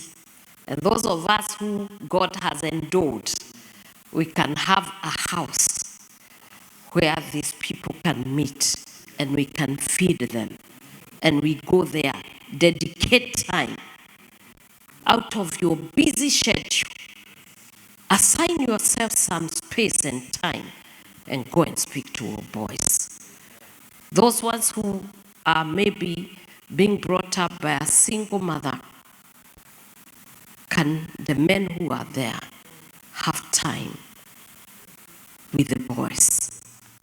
Go and be a father to them. Speak the blessing. The blessings are with the fathers. And so if there is a place, and you can call it the place of refuge, where they come, they find food, they find clothing, and they find love, and they are listened, you will be able to transform those who will go and transform others. God bless you.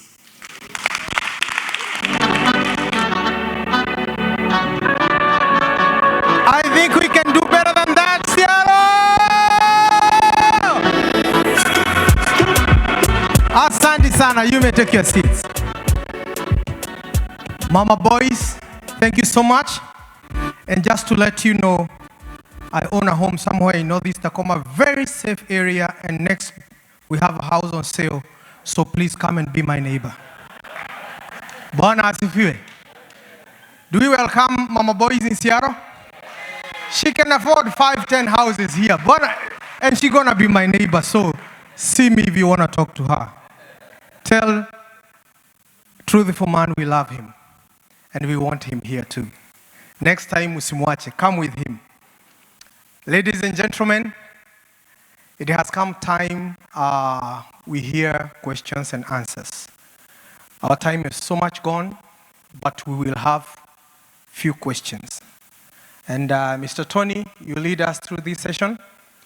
And before Tony comes, there's a lady back there by the name Becky. She baked, what a coincidence, Becky baked beautiful cake for Mama Boys. So she does our wedding cakes, birthday cakes, ratio and everything. So if you need a cake in Seattle, there she is. Raise up your hand.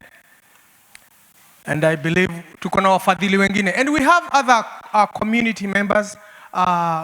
If you are a community member in your own, you can stand up. Just from other tribes, I understand. We have. Let's appreciate. This is a Kenyan gathering. Thank you so much. Thank you so much. And guess what? Mama Boys is saving boys even in Bomet. Bwana asifiwe. It's not only in Mulima side. She's doing it the whole country. You heard she was in Mombasa. And she's saving our brothers and sisters back home. Sindio? Let's support her. And I believe we have her so that we can support her. Yeah, this is yummy. She gave us some food here. So Tony, come over and take us through a few minutes, then we wind up. We want to talk to Mom one-on-one. Karibu.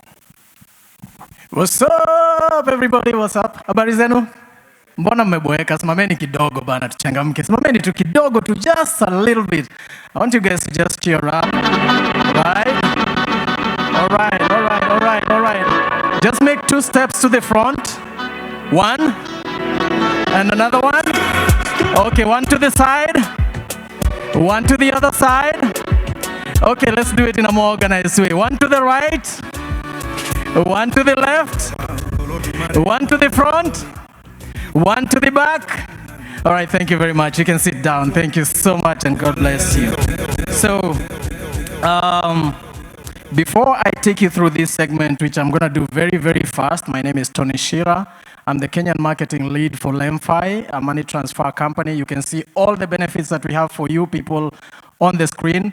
Before you think about leaving, consider how it will make you feel if you win some money tonight. If you're sitting there and you've not received a raffle ticket, please, this gentleman, they are there. It doesn't matter whether you had the app before or you're downloading now, I want everybody to get a chance to win. So make sure you do that, okay? All right. So I had a few questions. We start with the committee, and I thank you, everybody. All protocols observed. Mom, thank you so much. Yes, I'm feeling so highly right now because it is our time, isn't it, boy child? It is our time. And Mom is here, and I've heard the promises that she has made, and we hope His Excellency is going to back that up. I heard you the other day say that he's always on your side. So I know even this time, he's still going to be on your side and agree with that plan. So I have a few questions. We sent out a word on the social media to the people across the US to ask questions. So we are going to ask to run very, very fast and ask those questions. I still hope the microphone is there for Mama Boys to respond, all right? And this is important because those that participated need to hear that we actually did that. We've got Kerry Prestige over there. He's going live. People are out there, they're watching. Gary Wainaina is also running live on Kenya Marikani. And so it would be unfair if people ask questions and we don't ask them. So very quickly, the first question is from all the way from Salem in Oregon by Evangelist Cecilia. She asks, and this is about a boy she preached to at Kamukunji. She asks, how can we support boys to come out of homelessness and become productive? I know you might have touched on it, but that is the question. How can we support those boys to come out of homelessness and become productive, right? The second question, oops, did I lose it? Sorry about that. The second question is from Milka, and she asked this question from Federal Way, Washington. She asks, how can boys be enrolled to your program? What is the process of them enrolling to your program, right? And the other question was asked by Jane K., also from Federal Way, and she asks about how do you do what you do in the kingdom with so much passion, courage, and love, despite all the tribulations your family has gone through politically? It's her question. And then the other question is by Isaac. Isaac asked this question from Lacey in Washington. He says, first of all, before he asks the question, he says, watu wa Seattle wanahitaji the Rigi G himself haje hapa haraka iwezekanavyo. That was a comment. And then to the question, he asks, what is the future of Kenya from where you sit? Right? And the last question, and just as a disclaimer, these questions were taken through the team and okayed by the chairman, so they are not my questions. All right? All right, so the last question is by, one second, let me get that right. The last question is by Henry. It says, very greatly honored to have you here with us, and he supports Rigi G personally. But the question is, are you also going to visit Oregon? Now that you came to Seattle, are you also going to visit Oregon? All right, so those are the questions that have been asked by viewers out there. We are going to allow 3 of you, after Her Excellency responds to that, we will allow 3 of you in the audience to ask questions because time is much spent. But before we do that, we've all heard what this noble cause is about. We are called to participate. Even as we list the things that we can do, we need to already jump in and start doing something. So to take us on that little bit as Her Excellency prepares the answers to those questions, I would like to ask Chairman Kimani to come and make that message to those of us who are here. Thank you, Tony. Thank you, everybody. Your Excellency, that was a very touching speech tonight, and we are delighted, and those who came know they are blessed. Our Lord commanded us, wherever we go, we leave a blessing, amen? Isn't that what the Bible says? Wherever we go, we leave what? A blessing. Even tonight, for this gathering, we must come up with some blessings for our boy child in Kenya. Amen? And I don't want it to look like on social media like we are doing a harambe. No, that's not what we are doing. We want everybody. If you are touched by what you heard tonight, we would like to have some immediate effect when it comes to helping those, boy child. So I would ask everybody, if you are here and you are able to, because there are some of us who are blessed and they are not able. Okay? I'm talking to those who are blessed and they are able to come and let us do something small tonight for our boy child in Kenya. This one, we will hand it over to Mama Boy Child to take with her. Amen? So, if you are there, just start. We have a very few minutes from what I'm being told. If you are there and we have a basket there, we want everybody. We make a line and we come here, whatever you feel touched with. Okay? And I know most of us have given already. But this is for tonight. For that message that we got, the Lord spoke tonight and He is speaking to you personally.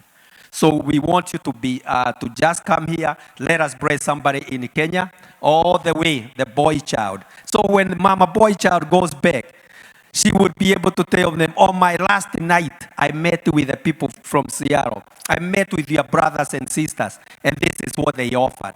Even if we save 10 kids tonight or 20 kids tonight, God knows what we're going to do. But I'm asking, I'm praying with you, just come. Let us do what we can do as quickly as possible so she can answer those questions. Come on, Pastor Kamau, I can see you already. That's my friend. He just returned from Kenya. I don't even know whether it has been a week. We talked when he was in Kenya. Yes, for the boy child, whatever you can do it real fast. And let us go ahead on. Everybody, a QR code is right behind me. If you would put a number would work much better. Amen? Yes, come, Pastor. Let us do whatever we can. Look at Pastor Wanyoike. He was here. He's been here every evening blessing these kids. Amen? And I don't want to put anybody on the spot. If you feel like this is not you, if you feel like you don't have anything to offer, this is not for you. But for those who have something that they can offer, that's why we have the basket right here. We're going to do it as quickly as possible. And for those who are waiting for the Cash App number, is being projected in.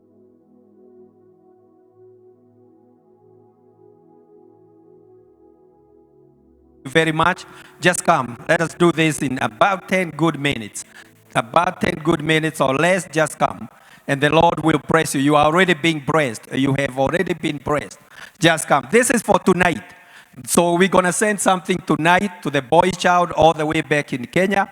And I know I did this wrong, but it's okay. I know when you put a basket, most of my people, you know what happens when you put a basket in front of you, right? Yes. So do something sensible. Do something lovingly. Amen. So for those who are going to use the phone number, I'm still waiting. Mr. Nyoro, do we have a phone number somewhere? Real quick. Just come. Whatever. This young man, come here, my friend. Come here. Where did you get the money from? Who gave you the money? Myself. Yourself. You have a job. You mean you what? Well, what touched you? You helping the boy child? Say yes. Yes. The right answer here is yes. It's not a multiple choice. Okay? Yeah. May the Lord bless you. Thank you very much. Amen. Just come. If the young man who doesn't have a job can give something, he is being touched tonight. So we are doing something for the boy child all the way in Kenya. Just come as quickly as possible. And I think our First Lady, Her Excellency is ready for us. Just come. Yes, thank you, my friend, Mr. Kivunyi. I'm calling by names. Mr. Kirori, hurry up so we can finish up this. Yeah, let's do it as fast as possible. Okay, just come. I know you are getting ready. You know most of us give through the phone, through M-Pesa, and I still haven't seen their number. Do we have their number somewhere? Huh? We were not ready for this. It's being projected. Where is it? QR code. Those who know how to do the QR codes, it's open. So, ma'am, how are you? Okay. You came to give something? Any. Yeah, boy child. Thank you very much. May the Lord bless you. Amen. Amen. Ma'am, dokwenda kuhagi mama boy child, if you don't mind. Ni araha no akohagi uri ndamuona uyu no akohagi. Amen. Uyu no akohagi uri ndamuona. Angikorwo ni urateithia boy child in your condition, may the Lord bless you. Amen. Amen. And that picture is being taken. Yes. So do we have anybody else there who need to do this as quickly as possible? The QR code is there. Just take a picture of it and project that. Yeah, check it. Come, hurry up. Yes. Huh? Pastor Ruth, arori irade kwao. Nishaki urade ka. Kasha pudi ade kaguo modo sege. No ina pai modo hayago. The phone number. Okay. Go ahead. Yeah, she'll give you the number. Any check is being addressed to Dorcas Rigathi Foundation. Amen. Dorcas Rigathi There Foundation. come my friend too. Go ahead. The Zelle number is 484. Yeah, you can. She's right here. Go ahead and hug her. 3190. Amen. Can I hug her? Yeah, go ahead. Zelle number 484. Okay, good. 627-3190, Agnes Mwangi. For those who are giving through the Cash App number or Zelle, you just had the number. Please do what you have to do tonight. This is for supporting the boy child. Amen. And I'll also see what I can do, because I also have to help the boy child for tonight. So with that, I would like us to go back, continue giving, do the QR code. For those who are giving cash, I think they are done. So we can get Mama Boy Child back on the stage so she can answer those questions. Thank you very much. May the Lord bless you for your giving. Yes. Thank you. Is that your phone, Chairman? Right. Thank you, Chair. Your Excellency, before you start answering, I've been getting a request from the audience. They are asking if the Rigiji can even say a word. Maybe as you finalize with answering, you might as well get him on phone and he says something. And by the way, if you're still sending money, Lemfi is a sponsor of this event, and we send money to Kenya and receive money from Kenya. So the same number that you're sending by Zelle, we are going to activate it so that you can send by Lemfi, because they will receive more money than if you send any other way. Somebody wanted to know how they can be able to support the boys to be able to get employment and to be empowered. And yes, we can be able to do it, one, by being able, those who have companies and those who also have land somewhere, I've already alluded to that. They can be able to get into your farms and they can work. There are many whom we have already trained on agribusiness. Others, we have trained them in security, so they can be employed in those parcels of land and they can take care of them. So that is one of the ways you can do. The other one is that they have been growing seedlings, and you can be able to buy from their seedling farm. At one seedling goes to $2. And so if you can be able to buy from them, this is one of the ways they are saving our environment. You can buy the trees and they can go and plant. And perhaps you can even do better. Those ones who have farms that you are doing nothing and they are idle. We can be able to grow those trees and plant in your own land, and after some time, and we can take care of them, and in due time, you can come and harvest the trees. That means you can still be investing. It's another way that you can be able to help them. Another way you can be able to support them, because we cannot say that the government can be able to give them jobs, even if you do the carpentry and all that. We can only look at a way of making them self-employed or creating the jobs ourselves. In any case, who is government? You and I are the government. And if we can be able to start creating jobs, that means we can be able to change the lives of these people.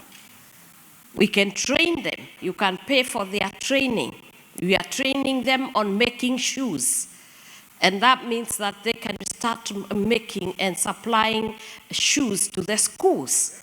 There is a lot that we can be able to do if you are able to pay for their training. It takes about 90,000 for them to go through a course that will be able to sustain them, and they go out and they start their own jobs. I'm talking like that because I know they have to go through the rehabilitation, train the skilling, and then connecting them to a job.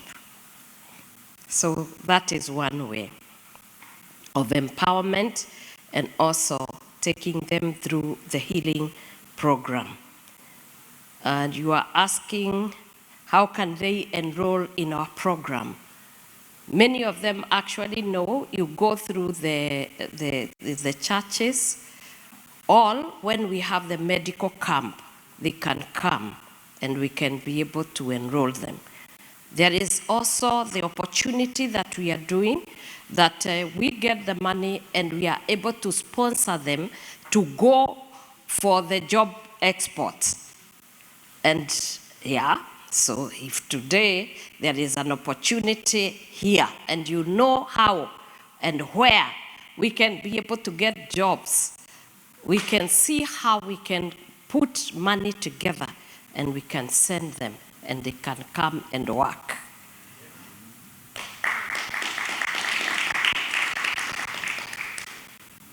How do I get the passion for working after the challenges we have gone through? I tell people this. Status and all that is God's grace. We had an office, and that one was given by God. Can you imagine a girl who came from the ghetto, and His Excellency, who also came from a village called Wamunyoro? It is only now that you know it. And God gave us the opportunity to go there. Just an impeachment does not... Did you impeach him yourself? Did you? Imagine you are the ones who have been giving us the strength, because many people were praying that he remains in office. But I know there was a reason why we had to go out of the office. But the office is not the building. We are still working. We are alive and well. I am here still doing what I was doing. Maybe I may not have the status that we are having before, but I don't think I've lost the brain, neither have I lost the passion. I'm still strong. His Excellency has even more energy and time to think. And he's working very hard, and I'm supporting him. Above all, we have God on our side. I have just told you, we were sent to the village, and it was a good thing to be sent there. The city has moved from the city to the village. And I think the strength is coming because we had an assignment and we are doing it. You must have an assignment. If you are called to do something, it doesn't matter what office you hold. You'll be able to pursue your dream and your vision and finish strong. That is why you see I am here, still strong. Now you are asking me a very hard question, whether the Rigiji will come here.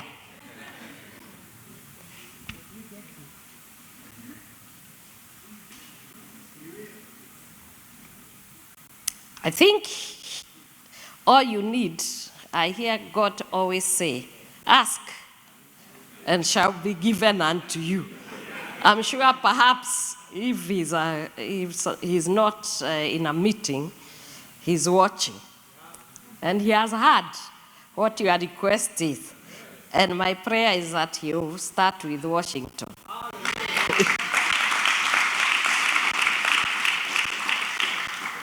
The next time you accompany me, I know. I'll tell him I went and I saw some places with the mountain. And the environment is good. The weather was not very harsh. I don't know whether it gets worse, but I found it better here. So I think he will. Yes. I don't think there was another one. The future of Kenya. I think Kenya has a good future. You know, we are Kenyans. I'm one person who is a believer that a country is not changed by who is in the office. It is changed by the people. The people of Kenya are very enterprising. The people of Kenya are very hardworking. And the people of Kenya have resilience. I've been around now for 60 years. And in those 60 years, I have seen Kenyans fight and win battles that you'd never imagine they would fight and win. So the future of Kenya is in God's hands. Number two, we have Kenyans who are determined to change Kenya and make it a Kenya that is corruption-free, that which is able to stand and advance on integrity, hard work, not stealing the coffers, but where we can be able, when you send the money, we establish ourselves as one of the greatest economic centers, the epicenter of Africa. I believe it is possible. If you can come here and work so hard that I've seen companies, and I want to thank the people who have been with me. Thank you, sir. You have done quite a lot around. Mr. Kirori also, and your family. I came for dinner, and I've been going around, and I saw some great work that is going on. The same spirit that is here, it is the same spirit that is there. The people who are there, they are working very hard. And I believe God is a good God. And you come through for us. All we need are the laws to be implemented in the way, and justice to be served, and to be there, to be equity, and we make sure that the opportunity and the potential that is in Kenya is exploited for the Kenyans. And the Kenyans to be encouraged, and especially in the area of enterprise. Instead of criminalizing enterprise, we should be able to encourage. And that is one of the areas I think we have not done very well, where the licensing and everything is so cumbersome that people are not coming to invest. So we are praying that given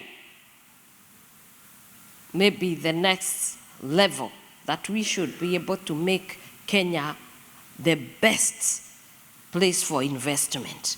Right now, people are just living, but I do believe we will make Kenya a better place, and where it will be the place of choice for anyone who wants to invest.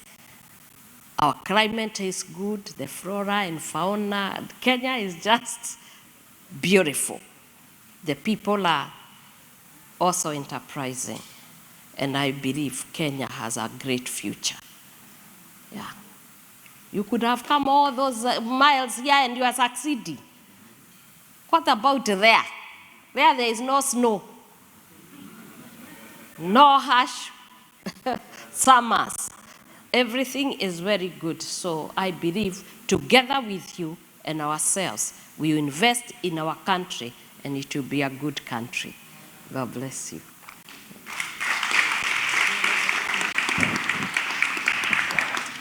All right. Ladies and gentlemen, I think time is pretty much spent. I am told there are people that are going to the 9 o'clock shift, and so we might not be able to do the questions that we wanted to do here. But before we leave, that part where the audience had asked if His Excellency could say a word, even if just from the phone. Right, in the meantime, if you received a ticket, I hope you already downloaded the app. If you haven't, please do it and get that opportunity. You can see the benefits Lemfi gives you, ladies and gentlemen. So we are going to conduct the raffle very, very quickly, shortly after this, as we confirm if Rigi G is going to come on phone, His Excellency. And that is definitely going to be something, isn't it? Are we excited to hear the Rigi G? Yeah. I am excited. See, I told you that guy loves me. There you go. You must love your husband. If you love your husband, you just put a question, he will answer quickly. You just request, he will be there to answer. Women, boy children are good. Yeah? I can tell you, if you love them, they'll make you queens. But if you do the other, they are also bad. I'm saying this, waiting for. Right, as that comes up, Junior, if you could dash over here with the tickets for the people that downloaded new, courtesy of Lemfi, ladies and gentlemen. If you made just look at your ticket and see if this number is there. So these are the new ones. Please appreciate my colleague, Junior. We're just trying to do a koroga over here. These are the new. All right, so if for those that registered today, I'm going to give $50 to someone out of here. So I don't know. Leo sababu ni siku ya boy child, nasikia kuita the big one, Elder James. So you can pick one of our tickets here. Yeah. It might be. Just pick one. All right, thank you so much, sir. Ladies and gentlemen, check your ticket. If your ticket is, we interrupt this moment for a moment. Please, pay attention. Yes. You can say hello to the community in Washington from Kenya. Yes. Okay. Good people, good evening. God is good. All the time. And all the time. God is good. Praise God. Amen. You see, he has become Thank you very much. Good people in Washington, I am pleased to have this opportunity to say jambo to you. I want to thank you for hosting and welcoming my Pastor Dorcas. And I trust that you have got great moments of praise, worship, and sharing the word of God. And we love you people, we wish you well, and we are happy that you are flying off the states, and you are very good ambassadors for our country. And here at home we are good, it's raining, and people and getting ready for the planting season. And people as hardworking as they have always been. And we also hardworking and you are doing very well out there. So mine is to say thank you very much for hosting Pastor Dorcas. Mine is to wish you well. Mine is to say that we are happy for you. Please remember back home, remember your country, remember your traditions, your customs. Always remember to pray for us here, pray for your people, for your country, so that we have prosperity and the people can prosper. I really want to say thank you very much, and I look forward one of these days to come and say hello to you in person and to find out how you are doing. Otherwise, asanteni sana, Mungu awabariki. Your Excellency, they want to know what is the future of Kenya. Well, we face difficult times, unprecedented times of economic decline, mismanagement of our resources, wanton corruption, and a lot of abuse of human rights. We have had issues of abductions and extrajudicial killings, but we, the people who are speaking for the people, are putting the government on its toes. We are calling the government out. The King of Netherlands was here, yesterday, and he also, made it very clear that Kenya, like all other nations, must respect human rights, and it's something that we are doing and we continue doing.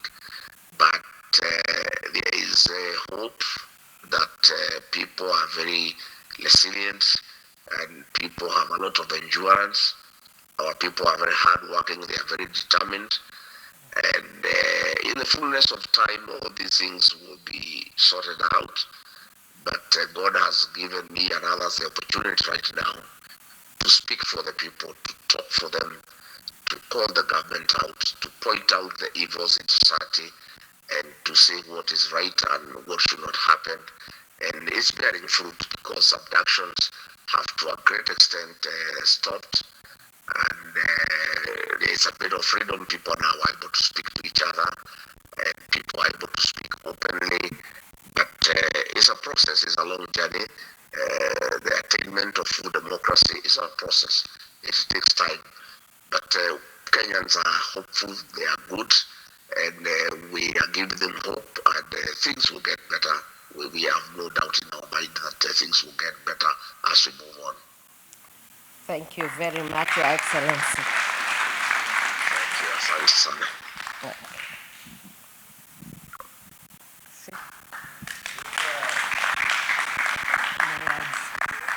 Can see us there.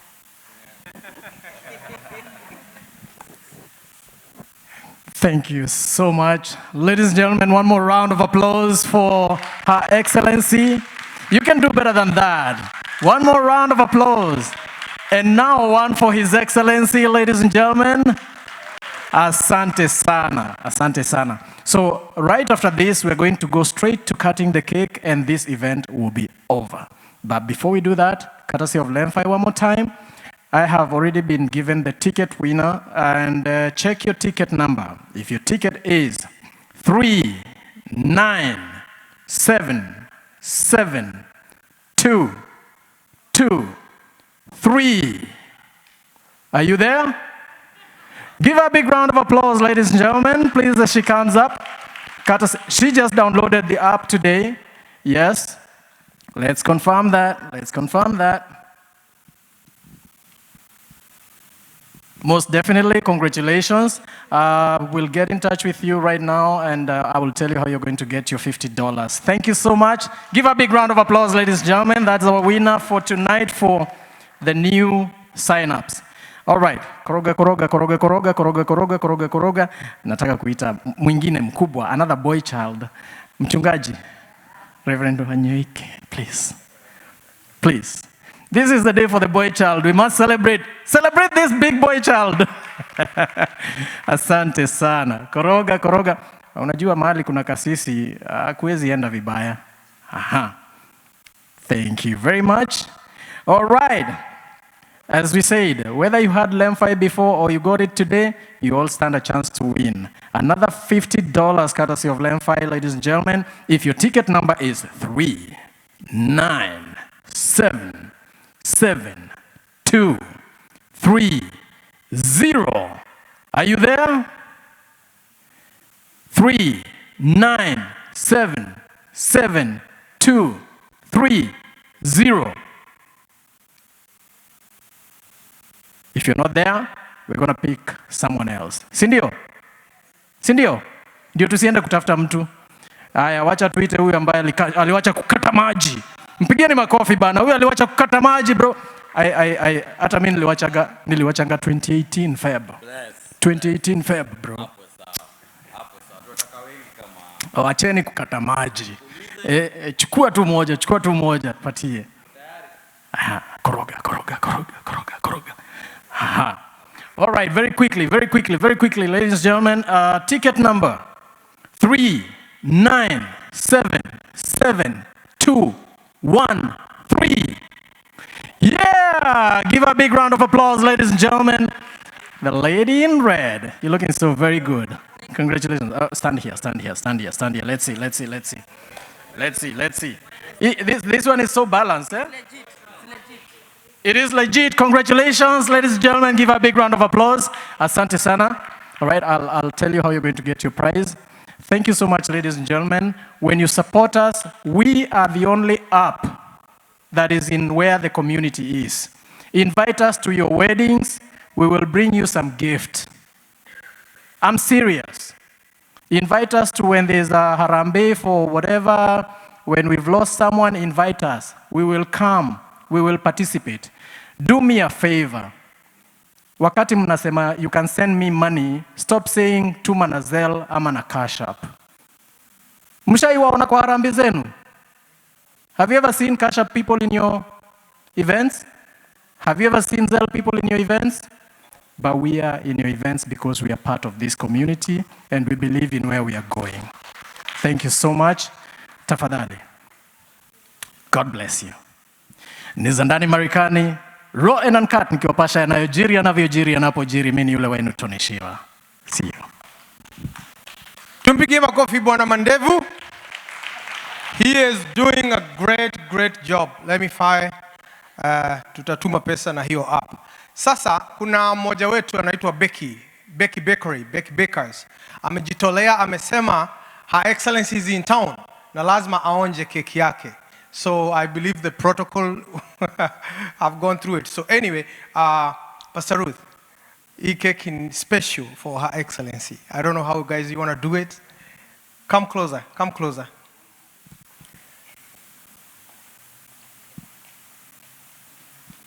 So do you want to say something, or what do you have in mind? You baked it, it's beautiful as you. Tell us something. Praise the Lord, everybody. My name is Becky from Becky Bakes, and I saw the flyer and I wanted to meet you, Her Excellency, and I thought what best way to welcome you to Seattle and everybody by baking a cake, because cake brings everybody together. I just wanted to put all the ingredients together just to show how everything goes in the process and trusting the process, and this is what I came up with. So we love you. Thanks for coming, Mama Boys. And yeah, I would cut the cake with you and then we can share it with everybody.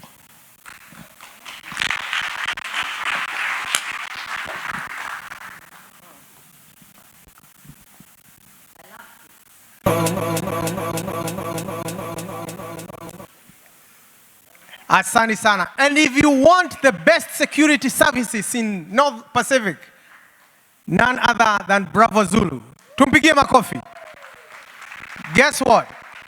He gives presidential security to to all dignitaries. So if you have any security services job, this is the guy. He's the CEO, and they are fully armed, 100%. They even have dogs, canine patrol, security monitoring, all those in the clothes and everything, and uniform event security.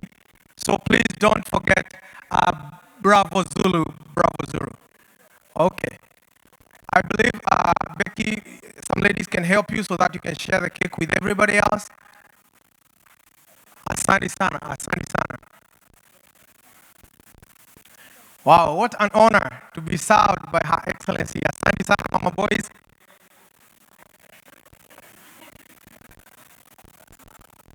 And I'm being informed we have refreshments back there. And behind this event, there was a team that was behind this event. Tumeshikilia hii event kwa hali na mali. So please, if you are one of the event organizers, come here, Simon.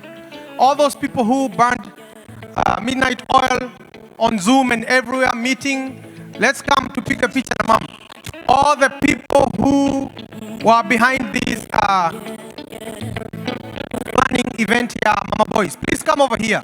Wale watu tulikutana, njooni hapa tupigwe picha. Gary, you are also here. Humbly.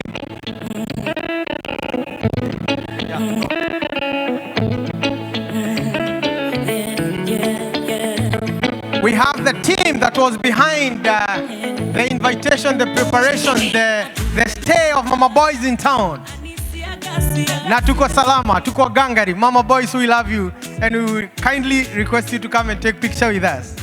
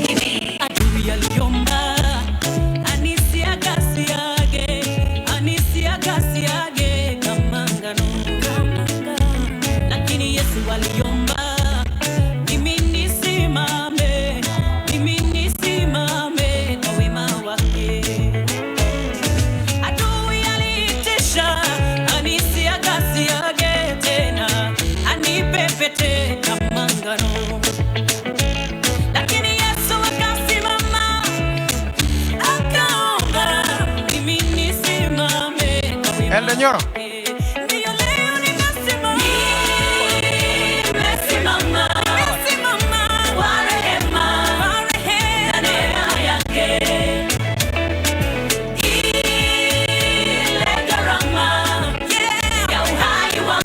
Asante sana. And now we have come to the end of our occasion tonight.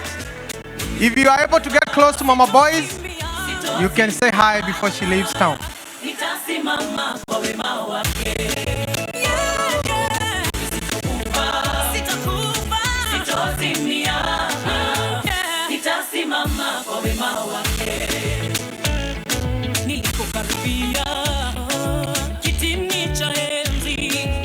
Hello, hello, hello. We'll stop for a minute. Can you stop the music, please, for a minute? All right. Hold on. Before we talk, we will finish with a word of prayer so that you can mix up with people. And please don't hold on Your Excellency. Other people want to talk to her, please. So if we push you around, don't mind if we push you out, okay? Because this is the time to give everybody a chance to say hi, not one person, okay? Now, thank you for everybody who came. Thank you for the people who have supported us, Lemfi, Optiven, Blessed, and other people. We thank you for coming and blessing us and sponsoring us. Thank you. Na sasa tuombe, si ndio? Tufunge macho, tuombe, please. Father, in the name of Jesus, we thank you, we bless you for this opportunity, Father, to come together to hear from Her Excellency Jehovah. She's been wonderful to us. She has blessed us with the word of wisdom. And thank you, Jehovah, King of all glory, for meeting her, Father, all of us. It's a privilege, oh God, for us to be connected to this kind of greatness in the name of Jesus. We thank you and we bless you. In Jesus' mighty name we pray. Amen. Kwa hivyo mnamsalimia, usimpatie story saa hizi. Everybody should have a chance and take a picture. Okay.